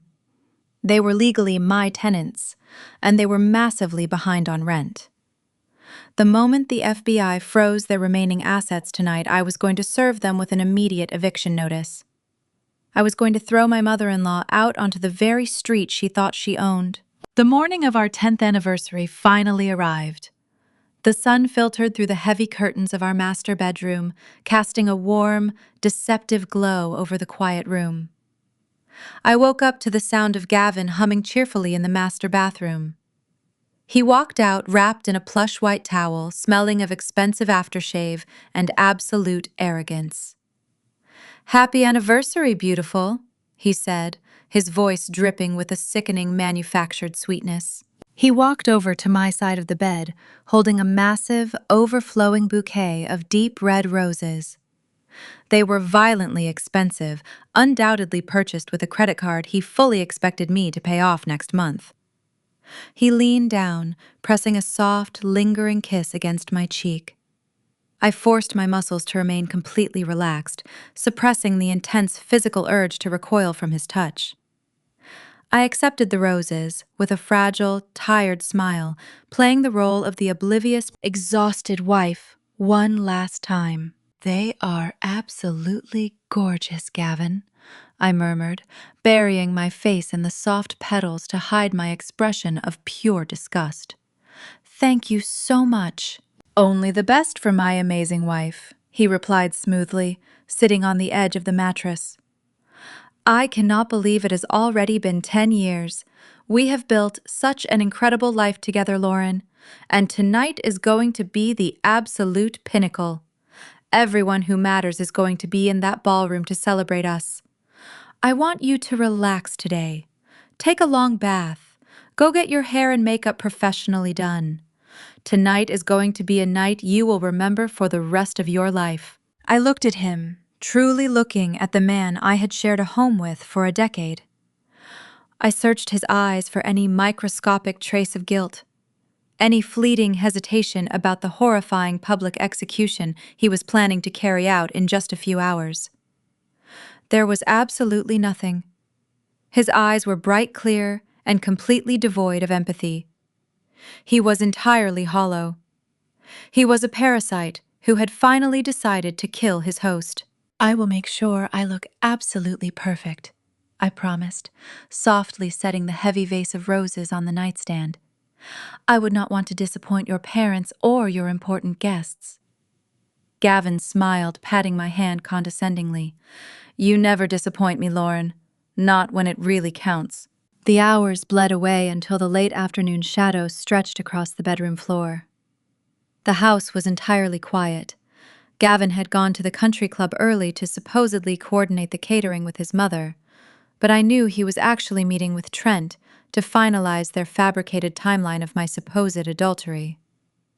I stood alone in the massive master bathroom, the harsh vanity lights illuminating my face. I carefully unzipped the heavy garment bag and pulled out the crimson silk gown. I slipped it on, feeling the cool, structured fabric mold against my skin like custom-forged armor. I applied my makeup with cold, meticulous precision. I chose a sharp, deep red lipstick that perfectly matched the gown, erasing any trace of the pale, fragile victim I had been playing all week. I swept my hair up into a severe, elegant twist, exposing the sharp lines of my jaw and my bare collarbone. Finally, I opened my jewelry box and retrieved the vintage golden brooch. I pinned it securely to the edge of the silk neckline, verifying the tiny green light, indicating the microscopic camera was fully active and broadcasting directly to Malik's secure server. The bedroom door opened behind me. Gavin stepped into the room, dressed in a sharply tailored black tuxedo. He stopped dead in his tracks, staring at me in the mirror. For a single fleeting second, genuine shock rippled across his face. He had expected me to wear something muted, something weak. He had expected the prey. Instead, he was looking directly at the predator. "Wow," he breathed, recovering his fake smile quickly. "You look incredible, Lauren. Red is definitely your color. Are you ready to go?" I stared at his reflection in the heavy glass of the mirror. I felt entirely devoid of emotion. There was no fear, no anxiety, no hesitation. The $32 million forensic report was locked and loaded on Malik's server. The automated countdown timer for the FBI and the IRS was ticking down the final minutes. The holding company legally owned the floor his parents were currently standing on. Every single piece of the board was perfectly positioned. The trap was set, the door was locked, and the room was rapidly filling with gasoline. I turned away from the mirror and faced my husband, offering him a smile that did not reach my cold, calculating eyes. "I have never been more ready," I replied. "Let us go celebrate our marriage." The drive to the exclusive Oak Creek Country Club took exactly 22 minutes. I stared out the passenger window, watching the blur of the wealthy suburban neighborhood slide past in the twilight. The silence inside the luxury sedan was thick and suffocating. But Gavin did not seem to notice. He drove with one hand casually resting on the steering wheel, his fingers tapping a rhythmic, upbeat tempo against the soft leather. He spent the entire drive making casual, empty small talk about the unseasonably warm weather, completely detached from the reality that he was actively planning to emotionally butcher me in front of our entire community in less than an hour. He practically vibrated with anticipation. He genuinely believed he was driving me straight to my own execution. I kept my face turned toward the window, secretly touching the hidden vintage golden brooch pinned to the sharp neckline of my crimson silk gown. I could feel the faint, steady warmth of the active battery against my collarbone. Malik was watching from his subterranean office. The digital countdown was silently ticking away in the background. We pulled up to the grand entrance of the country club. A uniformed valet rushed forward to open my door, stepping back respectfully as I slid out of the car. The humid evening air was thick with the scent of blooming jasmine and the faint, expensive aroma of roasting meats drifting from the immense industrial kitchens.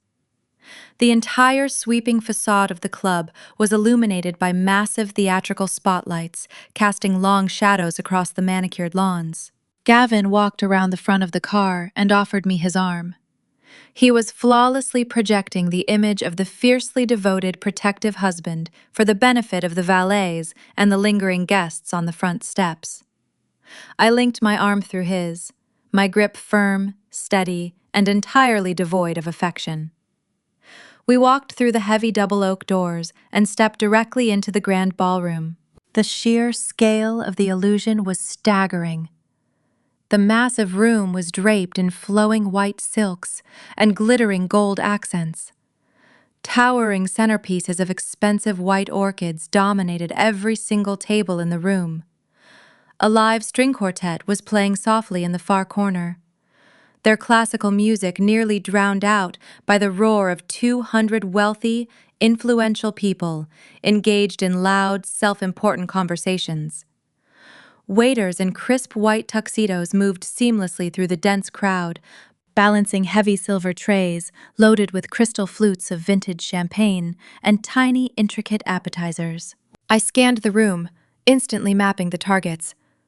I saw Mayor Sterling laughing boisterously near a massive glittering ice sculpture, completely unaware that his entire political re-election campaign fund had been quietly liquidated by Harrison last month to pay off Gavin's dangerous underground sports bets. I saw Chief District Judge Arispon sipping a dry martini, blissfully ignorant that her massive, heavily diversified retirement portfolio was currently worth exactly $0. I saw the chief of surgery from the private hospital, the head of the local commercial real estate board, and dozens of other elite regional power players. These were Harrison's most trusted friends. These were the exact people he had systematically and ruthlessly robbed blind over the past 7 years. They were all wearing expensive diamond jewelry and custom-tailored suits, standing entirely destitute in a lavish ballroom they had unknowingly paid for. "Darling, you made it!" A shrill, piercing voice cut sharply through the ambient noise. Barbara descended upon us like a bird of prey dressed in heavily beaded emerald chiffon. She threw her arms wide, pulling me into a suffocating, aggressive embrace that reeked of dry gin and incredibly heavy floral perfume. She pulled back quickly, her sharp eyes narrowing as they raked critically over my crimson gown. I saw the immediate flash of genuine irritation cross her heavily powdered face. She had fully expected me to arrive looking defeated, exhausted, and appropriately fragile. The commanding, unapologetic red silk completely ruined the narrative of the broken, mentally unstable wife she had been carefully planting in the minds of the country club elite all week. "You look very striking, Lauren." Barbara managed to say, her smile tight, strained, and entirely insincere.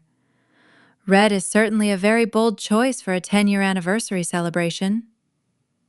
I felt I needed to perfectly match the energy of such a monumental evening, I replied smoothly, meeting her critical gaze with terrifying, unblinking calm. After all, tonight is going to be unforgettable. Harrison appeared suddenly beside his wife, looking uncharacteristically pale and diminished.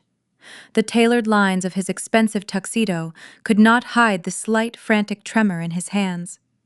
The crushing weight of the $32 million deficit was clearly eating him alive from the inside out.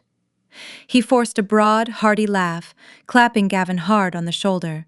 "That is exactly right," Lauren Harrison boomed, raising his champagne glass high in the air. "Tonight is about celebrating massive success. It is about honoring the unwavering strength and the total loyalty of our family." Barbara immediately raised her own crystal glass, her voice projecting loudly so the surrounding wealthy guests would be forced to hear her. "To family values," she declared, her eyes locking onto mine with pure malicious intent. "To absolute honesty, fidelity, and the sacred, unbreakable bonds of marriage." I raised my glass, the crystal catching the bright light of the massive chandeliers above us. "To the absolute truth," I countered softly, taking a slow, deliberate sip. Gavin chuckled, utterly oblivious to the lethal undercurrent of the exchange. "I am going to grab us some fresh drinks from the main bar," he said, kissing my cheek before turning away to confidently navigate the crowded room. I watched him walk away, and that is exactly when I saw him. Trent. He was leaning casually against the polished mahogany bar wearing a cheap, ill-fitting suit that poorly mimicked the immense wealth of the room. He was holding a glass of scotch, his eyes fixed entirely on me. This was the man they had hired to completely destroy my reputation. This was the pathetic, low-level grifter Gavin had paid thousands of dollars to pose in those fabricated, compromising photographs. Trent caught my eye and offered a slow, arrogant smirk, raising his glass in a silent, mocking salute. He thought he was entirely untouchable. He thought his massive payday was completely guaranteed. He had absolutely no idea that in less than 20 minutes he was going to be swept up in a massive federal racketeering and extortion investigation. I did not break eye contact. I offered Trent a small, terrifyingly serene smile.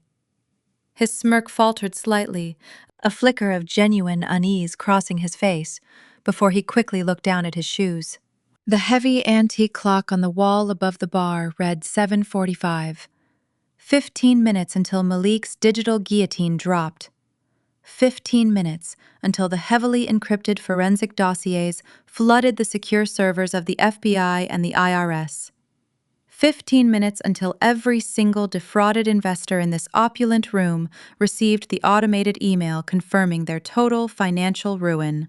Suddenly, the ambient chatter in the grand ballroom began to die down. The live string quartet brought their music to a graceful, abrupt halt. The towering crystal chandeliers above us flickered once, twice, and then dimmed significantly, casting a dramatic, focused spotlight directly onto the small, elevated stage at the front of the room. A heavy hush fell over the 200 guests.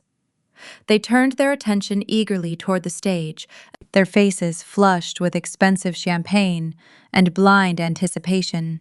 Gavin tapped the microphone twice.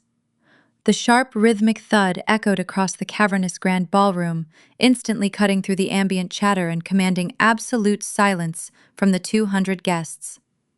The live string quartet hastily packed their instruments and slipped out a side door.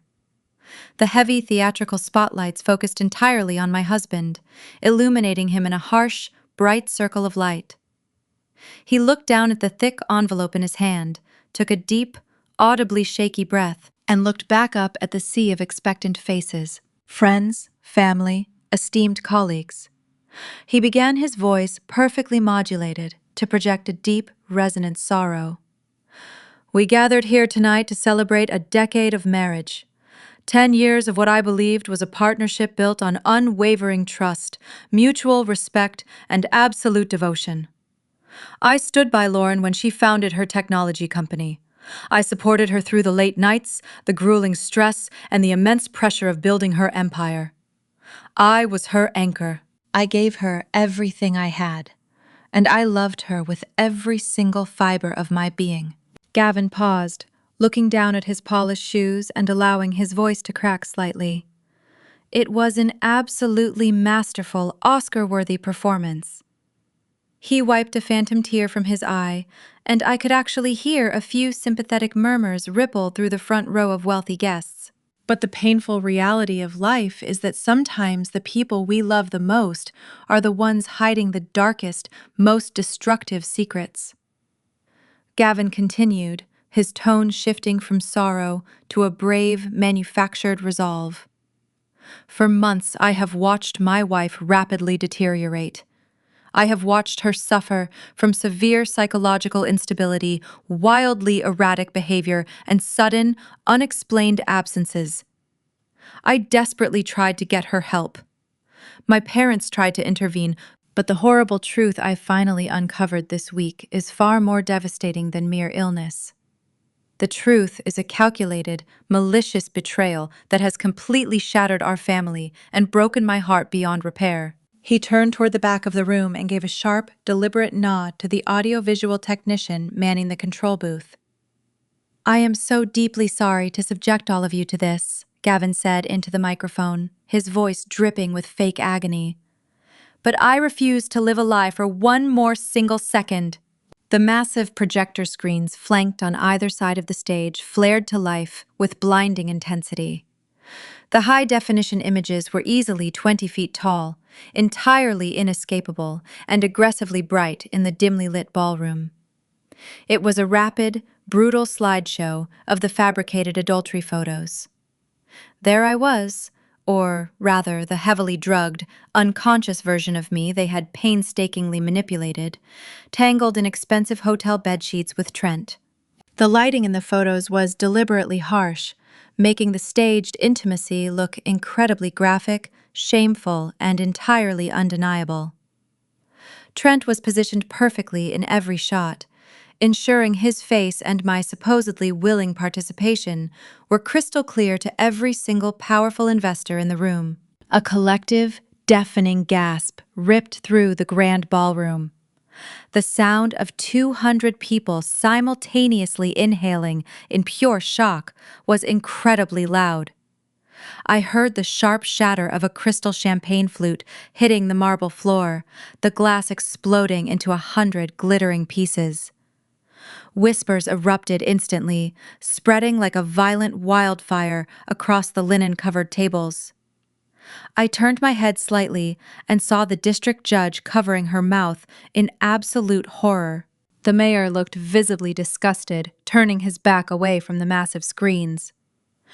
Near the mahogany bar, Trent took a slow, arrogant sip of his scotch, thoroughly enjoying the masterpiece of destruction he had helped create. Harrison stood near the front, projecting an image of stoic paternal grief, perfectly masking his desperate need for my massive financial assets.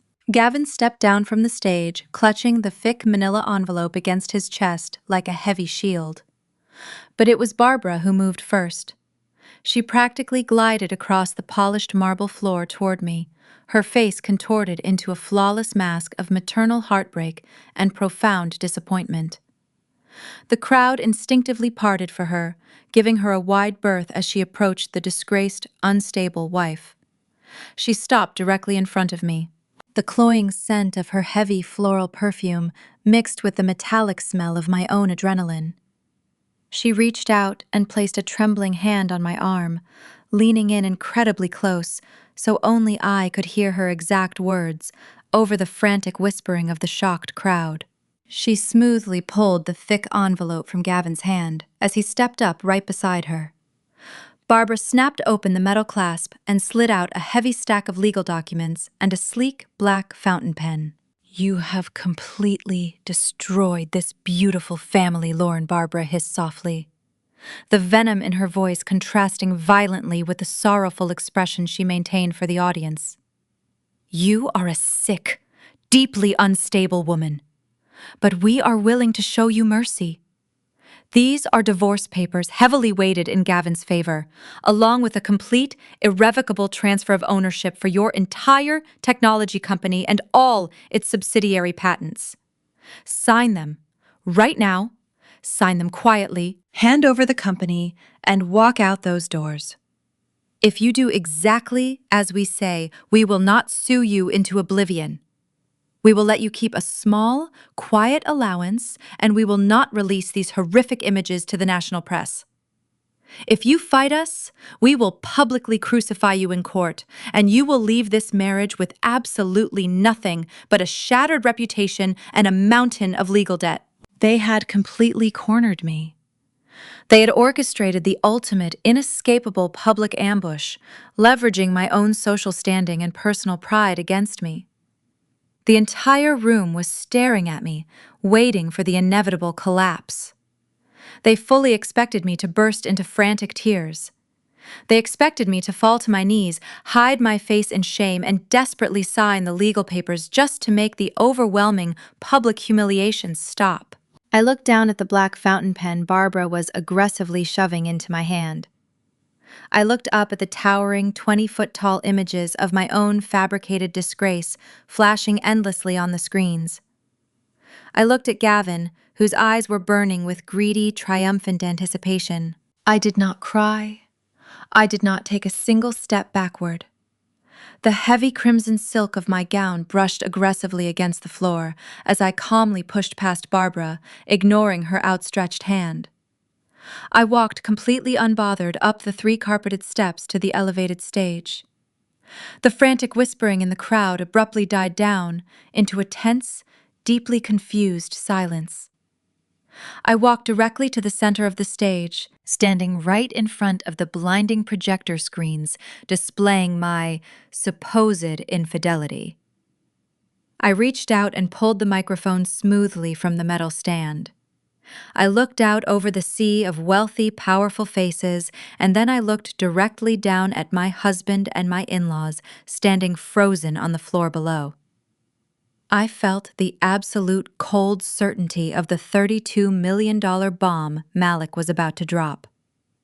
A massive, echoing smile broke across my face, and I began to laugh. The laughter echoed through the massive sound system, sharp, melodic, and entirely devoid of fear. It cut violently through the heavy, oppressive tension of the ballroom, ringing out over the gasps and the frantic whispers. The crowd fell completely silent, paralyzed by the sheer, jarring dissonance of a woman laughing in the face of her own ultimate ruin. I let the sound die down naturally, keeping my posture impeccably straight, my crimson silk gown catching the harsh, theatrical spotlight. I looked down at Gavin, who was still standing next to his mother. His smug, triumphant smile had instantly vanished, replaced by a deep, confusing irritation. He had expected me to shatter into a million helpless pieces. He had never prepared for me to fight back. 10 years I spoke directly into the microphone, my voice steady, heavily amplified and dripping with an icy, authoritative calm that instantly commanded the room. 10 years of marriage, Gavin. You spoke so beautifully just now about trust, about devotion, and about the immense pressure of building my corporate empire. You painted a tragic, deeply compelling picture of a broken, unstable woman. You played the role of the heartbroken victim absolutely flawlessly. But the inherent problem with projecting a carefully constructed lie onto a 20-foot screen is that it is still fundamentally just a lie. I reached into the hidden silk pocket of my gown and pulled out my phone. I held it up, letting the bright stage lights catch the sleek metal casing. My thumb hovered over the single glowing red application Malik had custom built for this exact second. "Allow me to show you all what genuine devotion actually looks like in this family," I announced softly, my voice carrying to the very back of the cavernous room. I pressed the button. Instantly, the fabricated, humiliating images of my supposed infidelity vanished. The massive dual projector screens went completely black for one agonizing suspended second. Then, a new digital file began to play. The audio clicked on, painfully loud and crystal clear in the grand ballroom. It was high-definition, full-color security footage from my own private living room, recorded less than a single week ago. A new, entirely different gasp ripped through the crowd, but this time, no one was looking at me. The 20-foot screen showed Gavin clear as day, standing aggressively by our wet bar. The camera zoomed in with terrifying, undeniable clarity as he pulled a small, unlabeled glass vial from his jacket pocket. The entire ballroom watched in absolute, paralyzed horror as my husband systematically and calmly emptied the crushed heavy sedatives directly into my poured glass of red wine. The audio picked up Gavin muttering to himself, complaining bitterly about how long the drugs would take to kick in. A woman in the second row, the wife of a prominent local judge, let out a strangled cry of pure disgust, covering her mouth with her hands. The mayor physically recoiled from his table, knocking his heavy wooden chair backward onto the marble floor.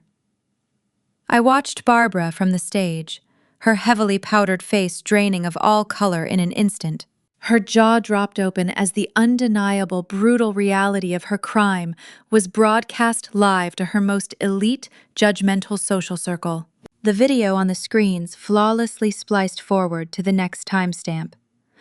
Now the display showed my limp, entirely unconscious body, slumped pathetically on the expensive Persian rug. The ballroom was completely, suffocatingly silent, save for the damning audio playing rapidly from the towering speakers. The heavy front door opened on screen and Trent walked casually into the frame. The very same Trent who was currently standing frozen in terror by the mahogany bar in the actual ballroom, the blood rapidly draining from his face as he realized his massive payday had just become a federal prison sentence. The footage showed Gavin handing Trent a thick banded stack of $100 bills. "Make it look convincing," Gavin's recorded voice echoed loudly off the crystal chandeliers above us. "I need her to look completely irredeemable for the judge." But the final fatal blow came merely seconds later. The digital footage shifted smoothly to the hidden hallway camera. Barbara strutted into the frame, her face twisted in a cold, calculating sneer that completely shattered her public persona of the warm, loving matriarch. Her voice boomed aggressively through the ballroom sound system, dripping with unadulterated malice. "Did she drink all of it?" the recorded Barbara demanded harshly. "Make sure you position her arms correctly on the bed, Trent. The divorce attorneys will tear her apart in mediation if she looks like she is fighting back in the photos. We need absolute, total leverage to take her technology company. Harrison's investors are getting restless, and we need her liquid cash immediately." The silence in the ballroom was no longer just tense. It was radioactive. The wealthy elite of the country club, the powerful judges, the hospital executives, the political leaders were all staring at the glowing screens in violent, unblinking disbelief. And then, as one collective entity, they slowly turned their furious, horrified eyes directly toward my in-laws. They had just witnessed premeditated, violent extortion, meticulously plotted by the very people hosting this lavish, expensive gala. They had watched a mother proudly orchestrate the chemical drugging and physical framing of her own daughter-in-law simply to steal a technology company and cover up a massive financial fraud. Gavin snapped first. The grand illusion was completely, irreparably shattered, and his primal animalistic panic completely took over his brain. He let out a feral, desperate shout, dropping the thick manila envelope of divorce papers onto the marble floor like it was physically burning him. He scrambled frantically toward the far side of the elevated stage, his eyes wide and completely unhinged. He lunged aggressively toward the heavy black power cables connecting the main projector system to the central sound booth. He was going to manually rip the cords directly from the wall, desperate to physically stop the undeniable proof of his own depravity from playing on a continuous damning loop. He grabbed the thick black cables with both hands, his knuckles turning stark white as he planted his feet to pull. But he never got the chance to rip them out. From the heavy dark shadows directly behind the velvet stage curtains, a massive figure stepped fluidly into the harsh spotlight. Malik moved with terrifying, silent, and absolute speed. Before Gavin could even register the sudden movement or process the danger, Malik effortlessly closed the distance between them. He grabbed Gavin fiercely by the lapels of his expensive custom tuxedo, lifting him several inches completely off the ground. With one effortless, incredibly violent shove, Malik threw my husband backward. Gavin flew through the air, crashing hard onto the center of the wooden stage and sprawling pathetically at my feet, while his own recorded crimes continued to play loudly and flawlessly on the giant screens towering behind us. Gavin let out a pathetic, breathless groan as his back slammed against the polished wooden floorboards of the stage. He sprawled directly at my feet, his expensive custom tuxedo suddenly looking like a cheap costume.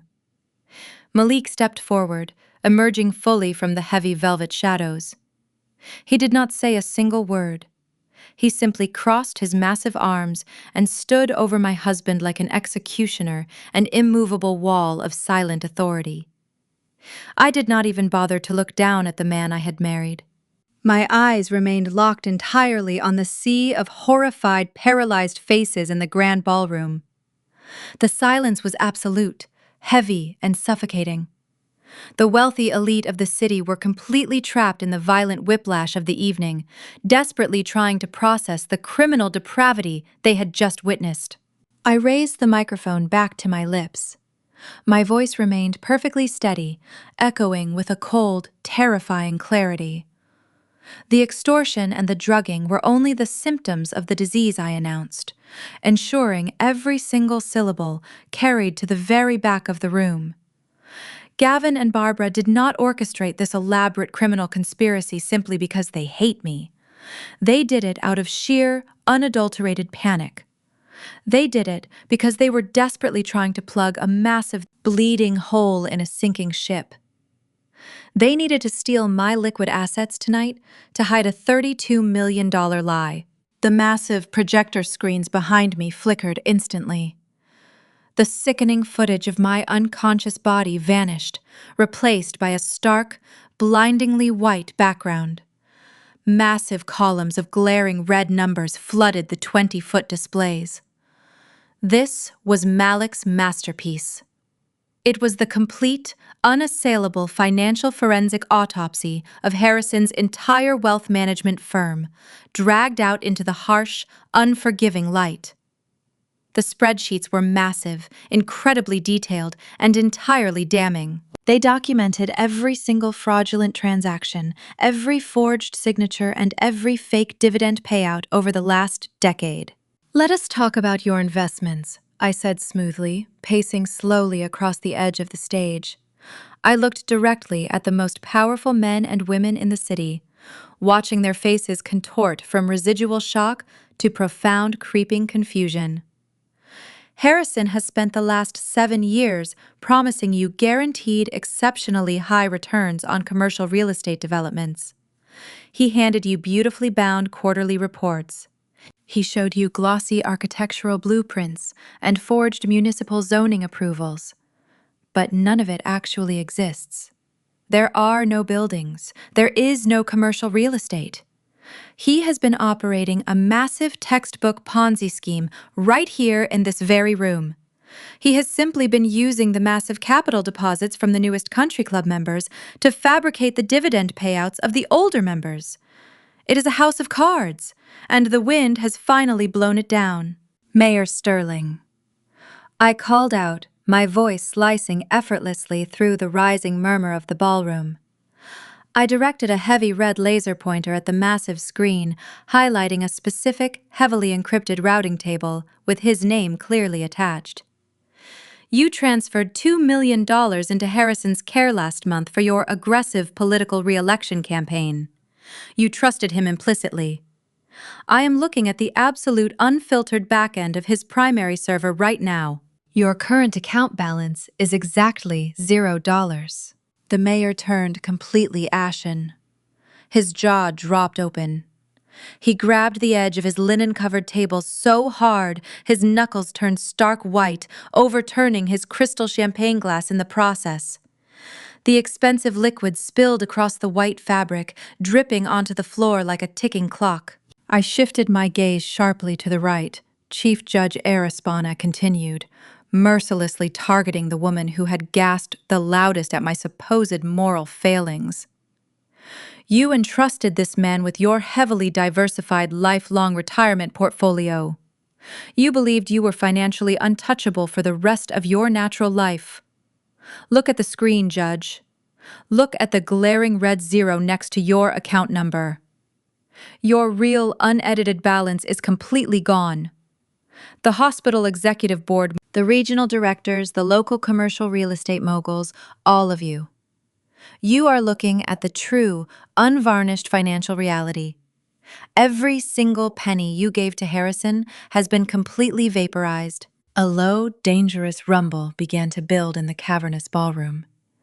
It was the visceral sound of immense wealth and immense power instantly turning into feral, uncontrolled panic.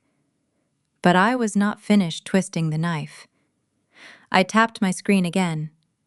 The dense columns of numbers shifted into massive, easily digestible pie charts and direct, untraceable wire transfer receipts. Where did your money actually go? I asked the enraged crowd, my voice echoing like thunder. It did not go into the market. It went directly to illegal, unregulated sports betting syndicates. I pointed to a massive red slice of the chart on the screen. My husband has a catastrophic gambling addiction. He has been secretly bleeding his father's Ponzi scheme dry for an entire year to cover his massive losses to dangerous, underground bookies and offshore casinos. Your retirement funds and your political donations were entirely flushed away on rigged football games. He lost your entire future on point spreads.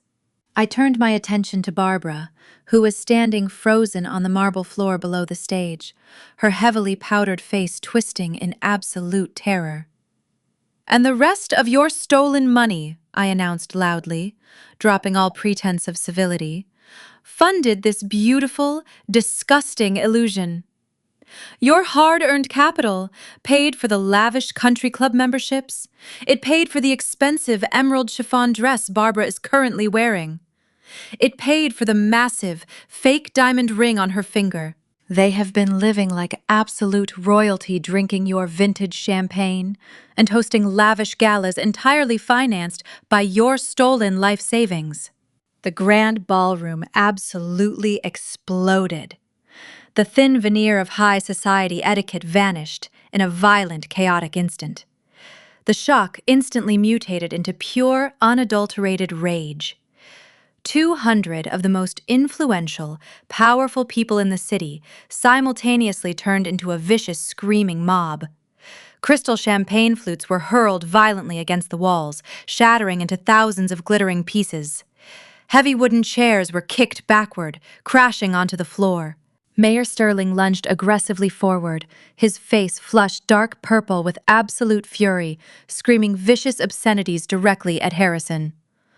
Several prominent local businessmen immediately joined him, surging toward the front of the room like a tidal wave.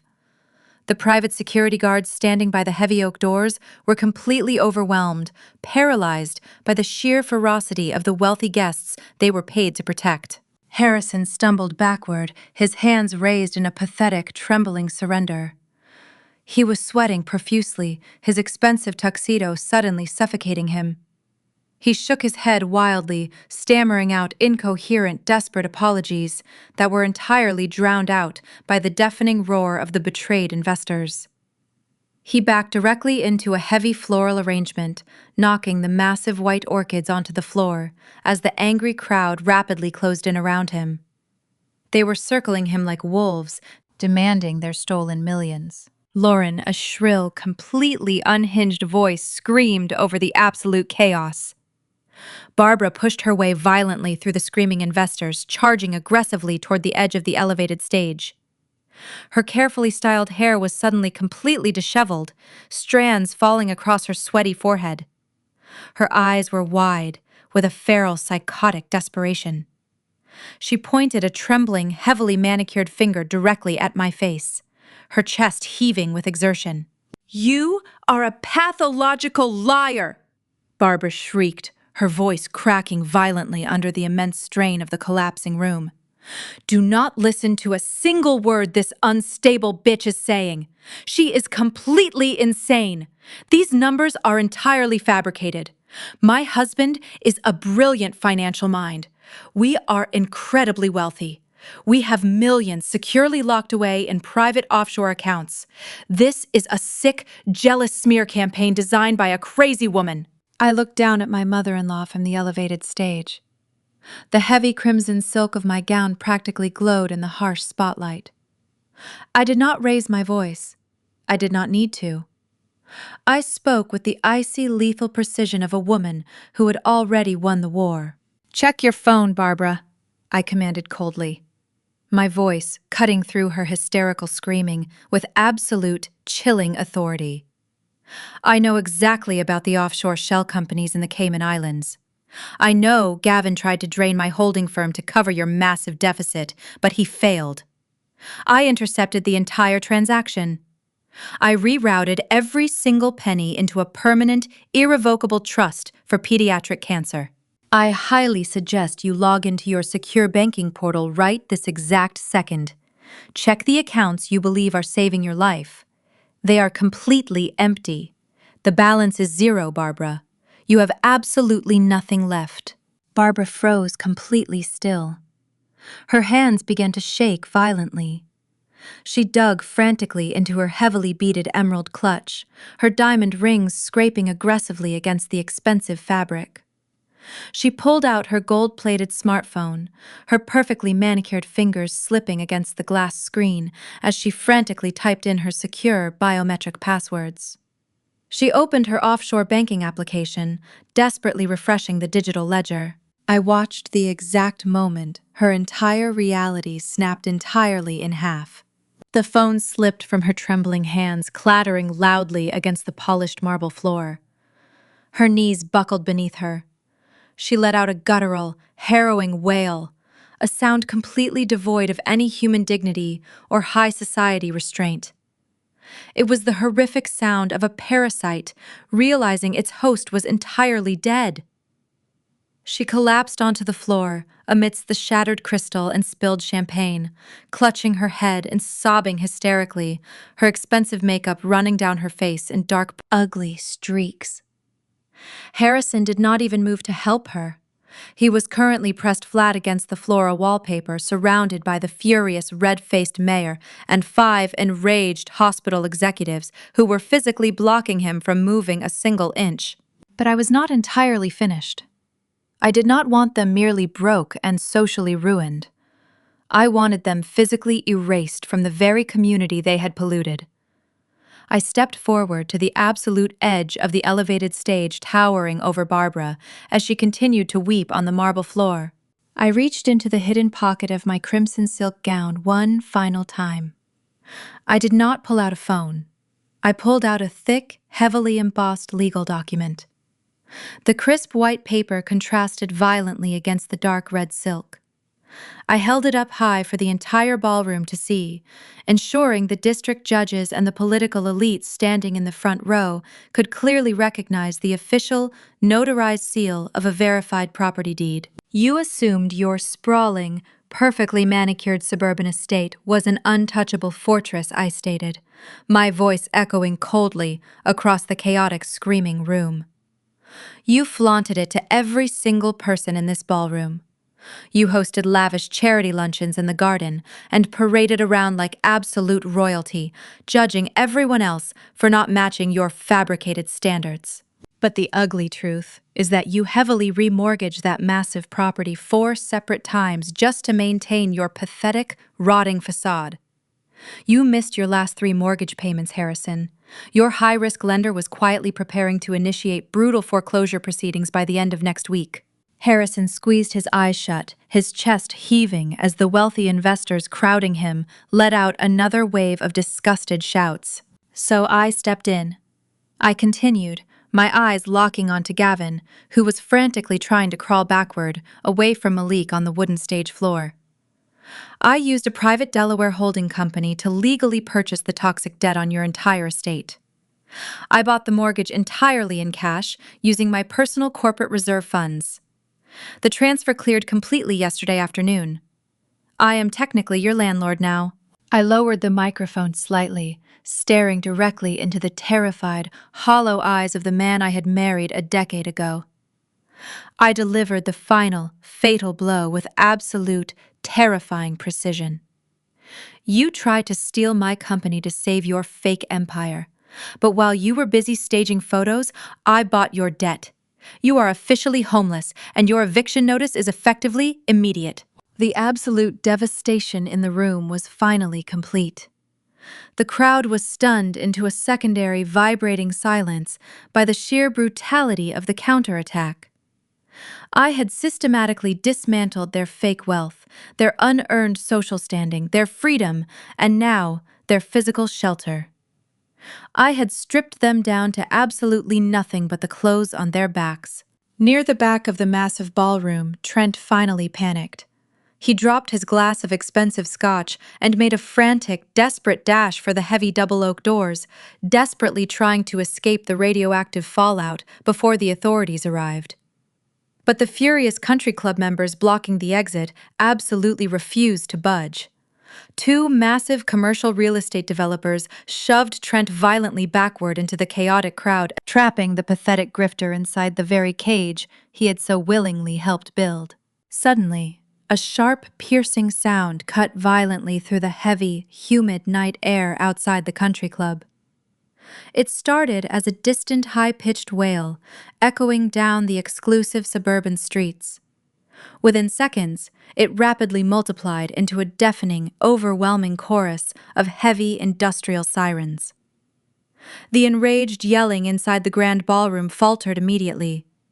The wealthy guests froze in their tracks, turning their heads in unison toward the massive, floor-to-ceiling windows facing the main driveway. Piercing flashes of intense red and blue light began to strobe aggressively through the sheer white curtains, painting the walls of the elegant ballroom in the harsh, undeniable colors of a massive, coordinated police raid.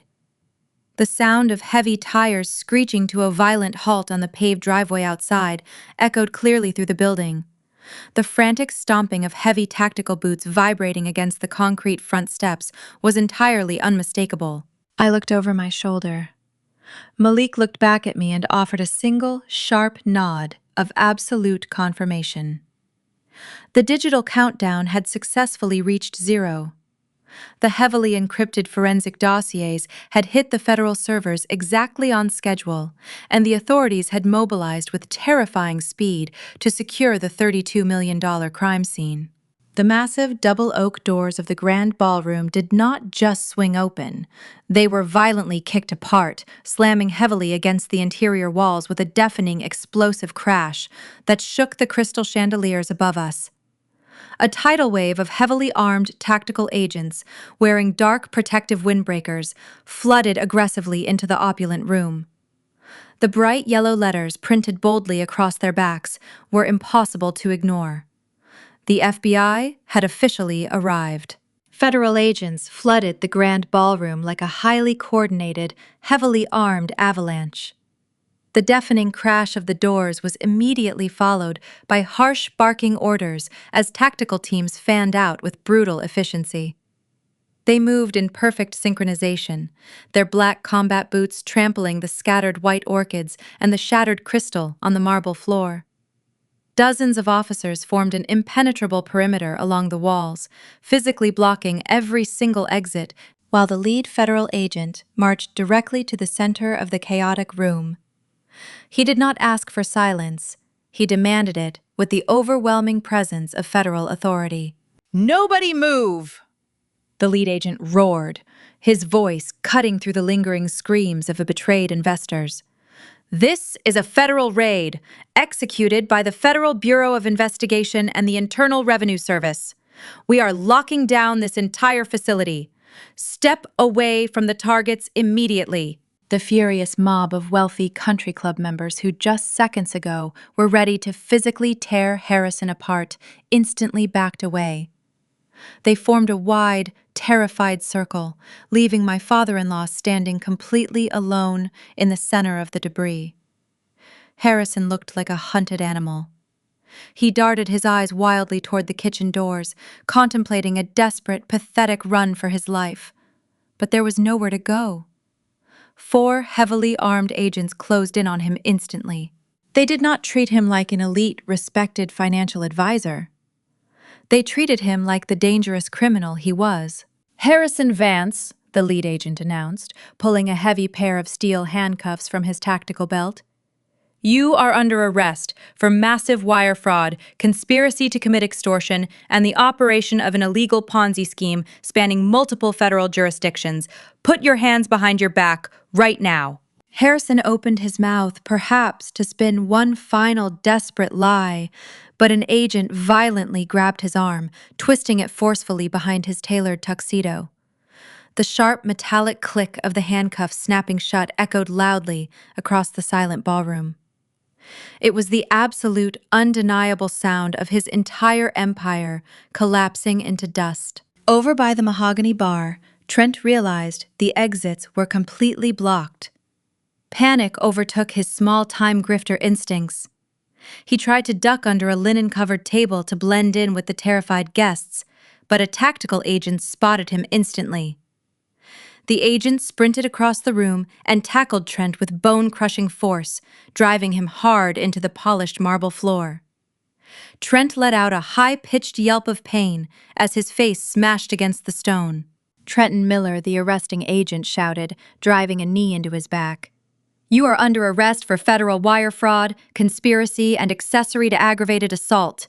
On the elevated stage, Gavin was still sprawled exactly where Malik had thrown him. He pushed himself up onto his knees, his expensive suit ruined, his hands trembling violently. 2 federal agents marched purposefully up the carpeted steps. Gavin did not try to fight. He was entirely paralyzed by the sheer magnitude of his defeat. They grabbed him roughly by the shoulders, hauling him to his feet, with zero regard for his comfort. Gavin Vance, the agent, barked directly into his ear. "You are under arrest for extortion, grand larceny, and the premeditated chemical assault of your wife. You have the right to remain silent. I highly suggest you start using it." "No," Gavin whimpered, his voice cracking into a pathetic, high-pitched whine. "You do not understand. This is a massive misunderstanding. She is lying. My wife is lying to you." The agent ignored him completely, snapping the heavy steel cuffs tightly around Gavin's wrists.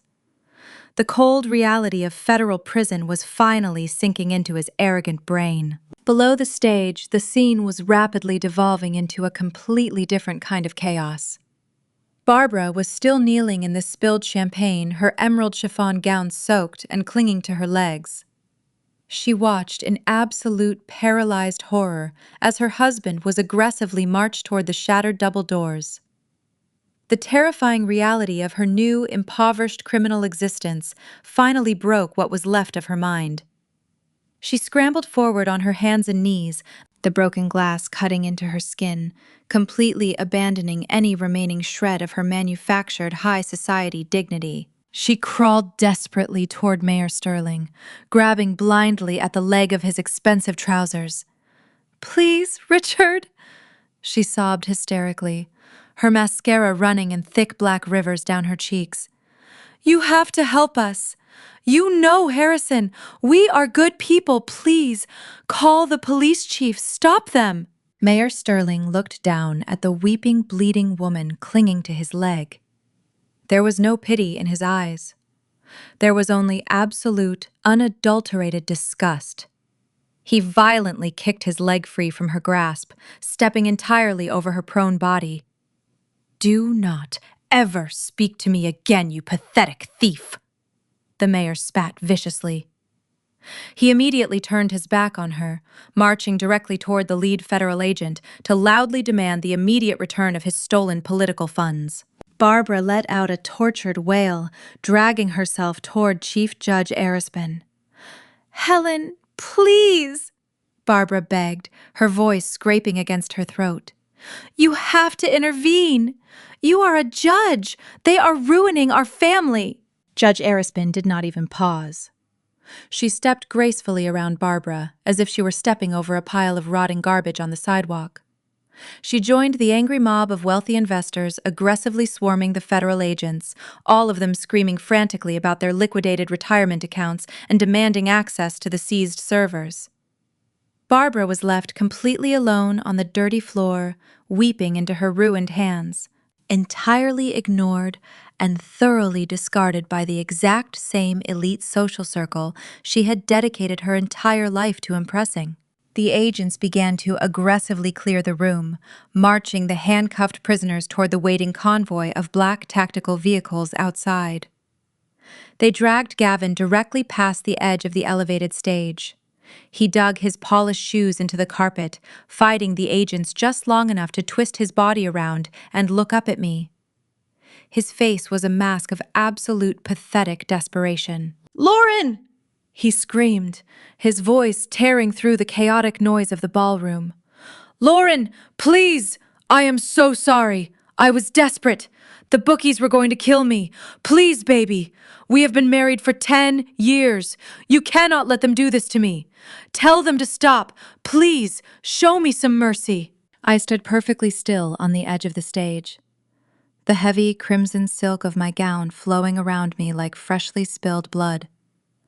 Malik stood silently at my side, a massive protective shadow, ensuring Gavin could not take a single step closer. I looked down at the man who had promised to love and protect me. I looked at the man who had secretly crushed heavy sedatives into my wine, hired a grifter to photograph my unconscious body, and actively planned to publicly destroy my life to pay off his own criminal debts.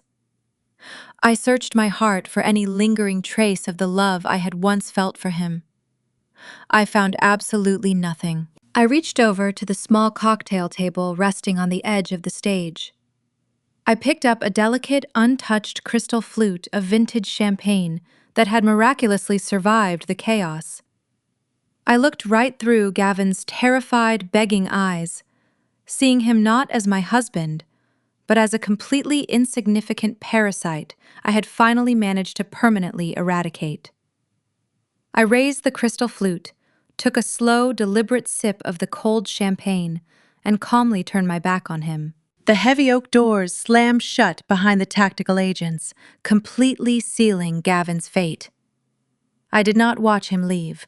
The grand ballroom, once a towering monument to their fabricated wealth and unearned arrogance, was now nothing more than an active federal crime scene. The remaining weeks passed in a blinding, fast-paced blur of legal executions and brutal, unyielding justice. Malik and I sat quietly in the polished, sterile observation galleries of the federal courthouse, day after day, watching the Vance family empire systematically dismantled under the crushing weight of their own staggering arrogance. The resulting trials were swift, merciless, and entirely devoid of the high society grace Barbara had always desperately clung to. The federal prosecutors did not hold back utilizing every single ounce of the encrypted data Malik had transmitted. Trent was the very first to break under the immense pressure. The small-time grifter took one look at the overwhelming mountain of digital evidence we had provided and immediately accepted a sweeping plea deal. He sang to the federal prosecutors with the desperate enthusiasm of a cornered rat turning entirely on the Vance family to save his own pathetic skin. He detailed every single secret meeting, every cash payment, and every calculated step of their malicious extortion plot in grueling public detail. He pointed directly at Gavin and Barbara in open court, identifying them as the sole architects of the conspiracy. His testimony was the final, devastating nail in an already securely sealed coffin. Harrison stood before the federal judge, looking entirely hollowed out. His expensive, custom-tailored suits had been replaced by a standard-issue bright orange jumpsuit that completely drained the remaining color from his face. He looked incredibly small, stripped of the false authority he had projected for decades. The judge did not mince words. She publicly berated him for his staggering greed, his complete lack of moral conscience, and the profound devastation he had inflicted upon his own closest friends. The heavy wooden gavel struck the block with the force of a physical blow. Harrison was sentenced to a mandatory 15 years in a high-security federal penitentiary for massive wire fraud and operating the multi-million-dollar Ponzi scheme. He would spend the remaining years of his natural life locked in a tiny concrete cell, entirely stripped of the power and prestige he had so ruthlessly stolen from others. Gavin faced a completely different, much darker kind of reckoning. His catastrophic gambling debts and his sheer willingness to physically poison his own wife painted a horrifying, irredeemable picture for the jury.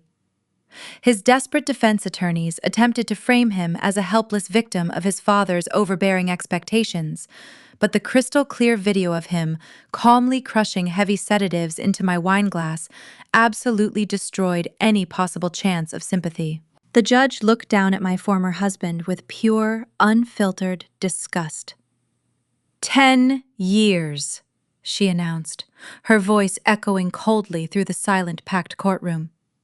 10 years in federal lockup without the possibility of parole.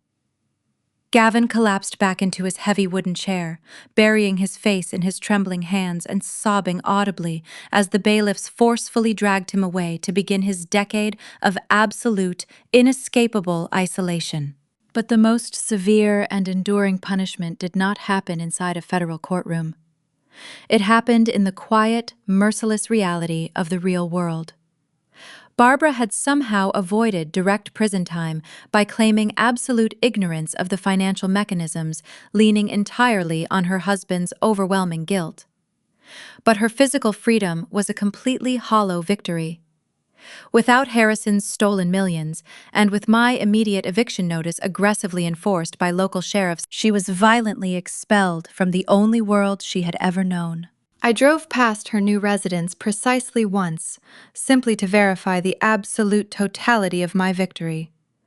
Barbara, the former undisputed queen of the Oak Creek Country Club, had been forced to move into a tiny, run-down studio apartment on the far industrial edge of the city. The building was stained with decades of accumulated grime, overlooking a noisy, congested, and polluted highway. The heavy emerald chiffon gowns, the designer shoes, and the massive diamond rings were entirely gone, aggressively seized by the federal bankruptcy courts to partially pay back the enraged investors she had lied to. She now spent her days standing under harsh, buzzing fluorescent lights, wearing a cheap synthetic polyester uniform. I parked my luxury car across the street from the local discount grocery store and watched her through the large, smudged glass windows. Barbara was working as a front-lane cashier. She mechanically dragged cheap canned goods and discounted loaves of bread across the glowing red laser scanner, her once perfectly manicured hands now rough, cracked, and entirely bare. Her posture, previously so rigid and commanding, was deeply slouched, with permanent, heavy exhaustion. The absolute, ultimate humiliation occurred just as I prepared to leave. I watched a woman she used to socialize with, the wife of a prominent local surgeon, walk directly through her checkout lane. The wealthy country club wife, still dripping in expensive jewelry and carrying a designer handbag, carelessly tossed her heavy credit card onto the moving conveyor belt. She did not even bother to look up from her smartphone. She completely failed to recognize the broken, exhausted cashier bagging her expensive organic produce. Barbara bagged the groceries in agonizing, suffocating silence, swallowing her remaining pride, utterly invisible to the high society she had once aggressively ruled. She was a complete ghost, haunting a miserable life she could no longer afford to escape. I shifted my car into drive and pulled smoothly away from the crumbling curb, leaving the discount grocery store and my former mother-in-law entirely in the rearview mirror forever. I drove directly into the heart of the city, heading toward the towering glass and steel building that housed my corporate legal team. I walked confidently past the receptionist and stepped into the grand corner office, the bright afternoon sun streaming brightly through the massive, floor-to-ceiling windows. My lead attorney stood up immediately, offering a warm, genuine smile of pure triumph as he pushed a single, finalized document across the polished mahogany desk. The thick stack of aggressive divorce papers Barbara had tried to force upon me in the grand ballroom had been completely shredded and burned. Instead, I picked up the heavy black fountain pen and signed my name with smooth, unyielding confidence on the final page of my own uncompromising terms.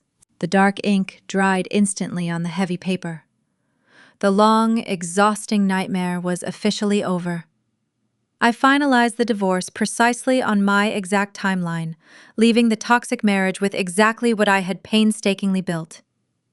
I retained absolute 100% ownership of my liquid assets, my holding companies, and my entire financial technology empire. They had desperately tried to break me down and steal my entire world, but I had successfully burned theirs entirely to the ground. I set the heavy pen down on the desk, looking out over the sprawling, limitless city skyline, finally ready to build my next empire. The sprawling, limitless city skyline I watched from my office window eventually faded into a brilliant, glittering tapestry of evening lights. I did not stay in the corporate boardroom to celebrate my legal victory alone. I left the towering glass building and rode the private high-speed elevator directly up to my personal residence. My penthouse was a massive, stunning sanctuary suspended 50 floors above the chaotic streets. It was the exact opposite of the heavy, suffocating suburban mansion my former in-laws had aggressively paraded as the ultimate symbol of wealth. There were no heavy velvet drapes. There were no fake classical oil paintings or imported marble statues meant to intimidate guests. My home was flooded with natural moonlight, featuring clean modern lines, warm mahogany floors, and massive floor-to-ceiling windows that offered an unobstructed, breathtaking view of the empire I had successfully defended. Tonight, the sprawling dining room was filled with the rich, inviting aroma of a perfectly roasted lamb, rack-fresh rosemary, and a deeply aged, incredibly expensive Bordeaux. I was hosting a private, joyous dinner. There was no mandatory dress code. There were no hired photographers waiting to capture manufactured moments for a glossy country club newsletter. The massive oak dining table was completely devoid of the elite judgmental snobs who had eagerly swallowed my husband's vicious lies. The sprawling guest list consisted of exactly 2 people. They were the only 2 people who actually mattered. Natalie sat casually at the kitchen island wearing a comfortable, oversized cashmere sweater, laughing loudly as she aggressively tossed a piece of fresh artisan bread across the granite counter. She was my oldest friend and my most trusted confidant, the woman who had stood fiercely by my side when the entire world seemed perfectly engineered to crush me. She had spent the last several months managing the intense, crushing public relations fallout of my divorce, shielding my tech company from the vicious, fabricated rumors Barbara had so desperately tried to plant in the local media. Natalie had systematically blocked every single tabloid attack with absolute ruthless efficiency. Across from her stood Malik. He was no longer wearing the intimidating pitch-black tactical suit he had utilized during the explosive gala takedown. He wore a crisp, impeccably tailored navy blue dress shirt, with the sleeves casually rolled up to his elbows, revealing the edge of the dark, intricate tattoos wrapping around his forearms. He was carefully pouring the dark red wine into 3 massive crystal glasses, his usually stoic, unreadable face softened by a rare, genuine smile. The heavy, oppressive tension that had dictated our lives for the past year was entirely gone. It had been completely replaced by an overwhelming, undeniable sense of absolute peace. We moved to the main dining table, taking our seats under the warm, amber glow of the modern chandelier overhead. The conversation flowed effortlessly, completely devoid of the sharp, calculated edges I had grown so accustomed to navigating in the Vance household. We laughed until our sides physically ached, trading wild stories about the chaotic fallout of the federal raid and the utterly pathetic, desperate scramble of the wealthy investors trying to claw back their vaporized funds. Natalie took massive, unapologetic bites of the perfectly cooked lamb, her eyes sparkling with pure, unadulterated joy. But as the dinner slowly wound down, and the sweeping city lights outside seemed to burn even brighter against the dark night sky, the energy in the room naturally shifted. I set my silver fork down on the porcelain plate and looked across the polished oak table at Malik. He immediately sensed the shift in my demeanor, setting his own glass down and meeting my gaze with absolute, unwavering focus.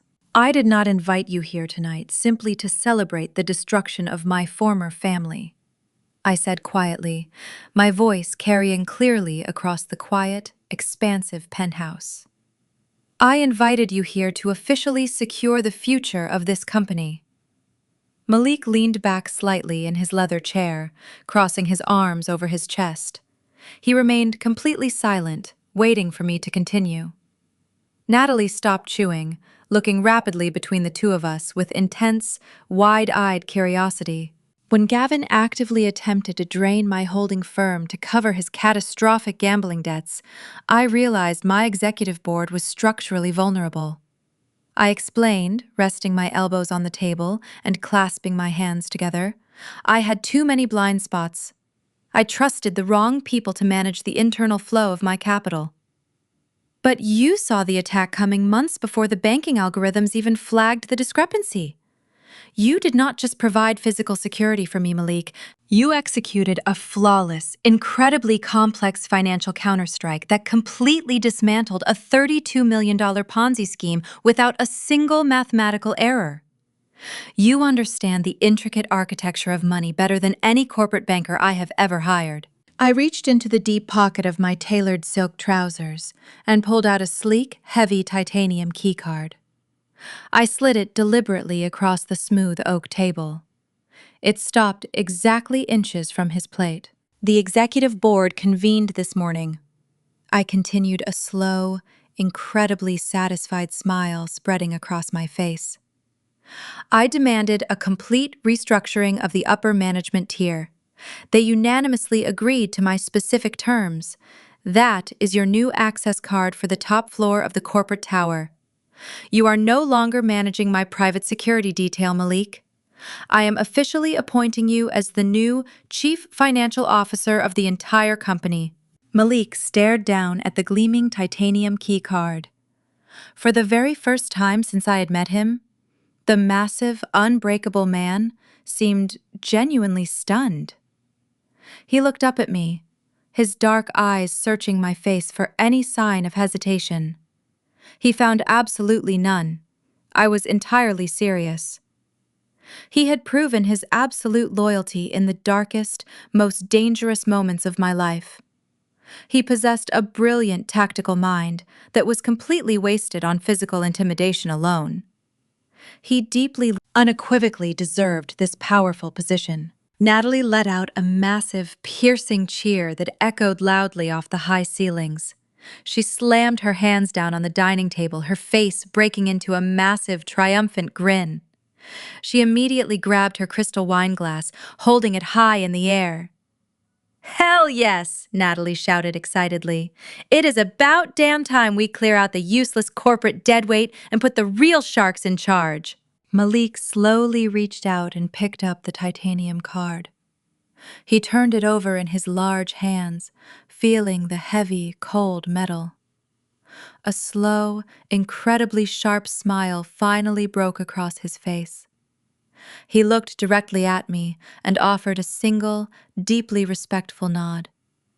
He did not need to offer a lengthy, emotional speech of gratitude. The absolute dedication radiating from his eyes was more than enough. He reached out and grabbed his own glass of dark red Bordeaux. I picked up my glass, the heavy crystal feeling perfectly balanced in my hand. We stood up simultaneously, the three of us forming a tight, unbreakable circle in the center of the massive, beautiful penthouse. We were not bound by fake country club etiquette or toxic, manipulative bloodlines. We were bound by something infinitely stronger. We had walked straight through a raging fire together, and we had emerged completely unburned. To authenticity. I said softly, my voice filled with fierce, undeniable conviction. To absolute loyalty. Malik added, his deep voice vibrating with quiet power. Natalie smiled, her eyes flashing with a bright, dangerous kind of joy. And to the ultimate, inescapable karma.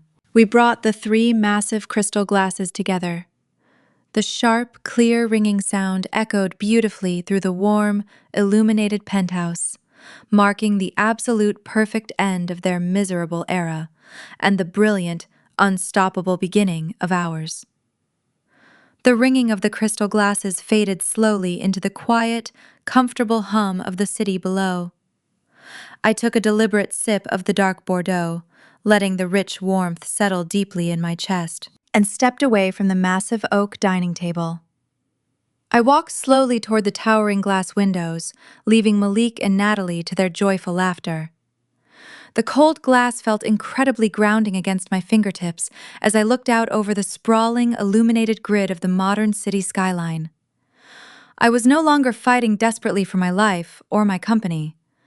I was finally standing safely at the absolute summit of the mountain, looking down at the ashes of the fake empire I had just burned to the ground. It felt like an entire lifetime ago that I woke up paralyzed on that expensive, painfully uncomfortable leather sofa in the Vance family estate. I closed my eyes for a brief moment, remembering the heavy, suffocating weight of the chemical sedatives, dragging my consciousness violently into the dark. I remembered the sheer blinding panic of realizing the man I loved had casually poisoned me to steal the financial technology company I had built from absolutely nothing. In that terrifying moment of ultimate vulnerability, they truly believed they had completely won. They looked down at my unconscious body and saw a naive, easily manipulated target. They saw a self-made woman as nothing more than a convenient, disposable ATM to quietly fund their massive, rotting lies. Let us talk about the specific nature of true betrayal. It does not usually come from your sworn public enemies. The most dangerous, devastating attacks always come from the exact people who have a master key to your front door. Gavin knew all my personal passwords. He knew my daily corporate schedule. He knew my deepest vulnerabilities because I had willingly handed them to him in the name of marital trust. The exact moment I realized my husband was the willing architect of my destruction, a massive part of my old self completely died. The woman who wanted a traditional suburban family, the woman who craved the validation of high society mothers at the country club, she ceased to exist the second that heavy sedative hit my bloodstream. What woke up in her place was something entirely different. I became a relentless strategist. I became a predator. I became a woman perfectly willing to weaponize her own severe trauma to execute absolute, unyielding justice. They deeply underestimated the sheer, brutal resilience required to build an empire from the dirt. Gavin and his parents were born into a protected world of inherited privilege and unearned luxury. They were shielded from the harsh realities of consequence by thick, reinforced walls of old money and generational arrogance. They operated under the pathetic, dangerous delusion that they could simply take whatever they wanted, step on whoever they needed to, and the world would just quietly accept their fabricated superiority. I did not inherit a single penny of my wealth. I spent my entire 20s grinding through grueling sleepless nights, navigating the cutthroat, male-dominated financial technology sector, fighting tooth and nail for every single inch of ground I gained. I built my corporate fortress brick by exhausting brick. I knew exactly what it felt like to be entirely empty-handed and terrified. I knew the exact heavy cost of absolute survival. That is precisely why their highly coordinated attack failed so spectacularly. You cannot threaten a woman with rock bottom when she is the exact architect who originally paved it. The Vance family operated strictly on the fragile illusion of power. Their entire existence was a carefully curated, heavily rehearsed country club performance designed to mask their catastrophic financial insecurities.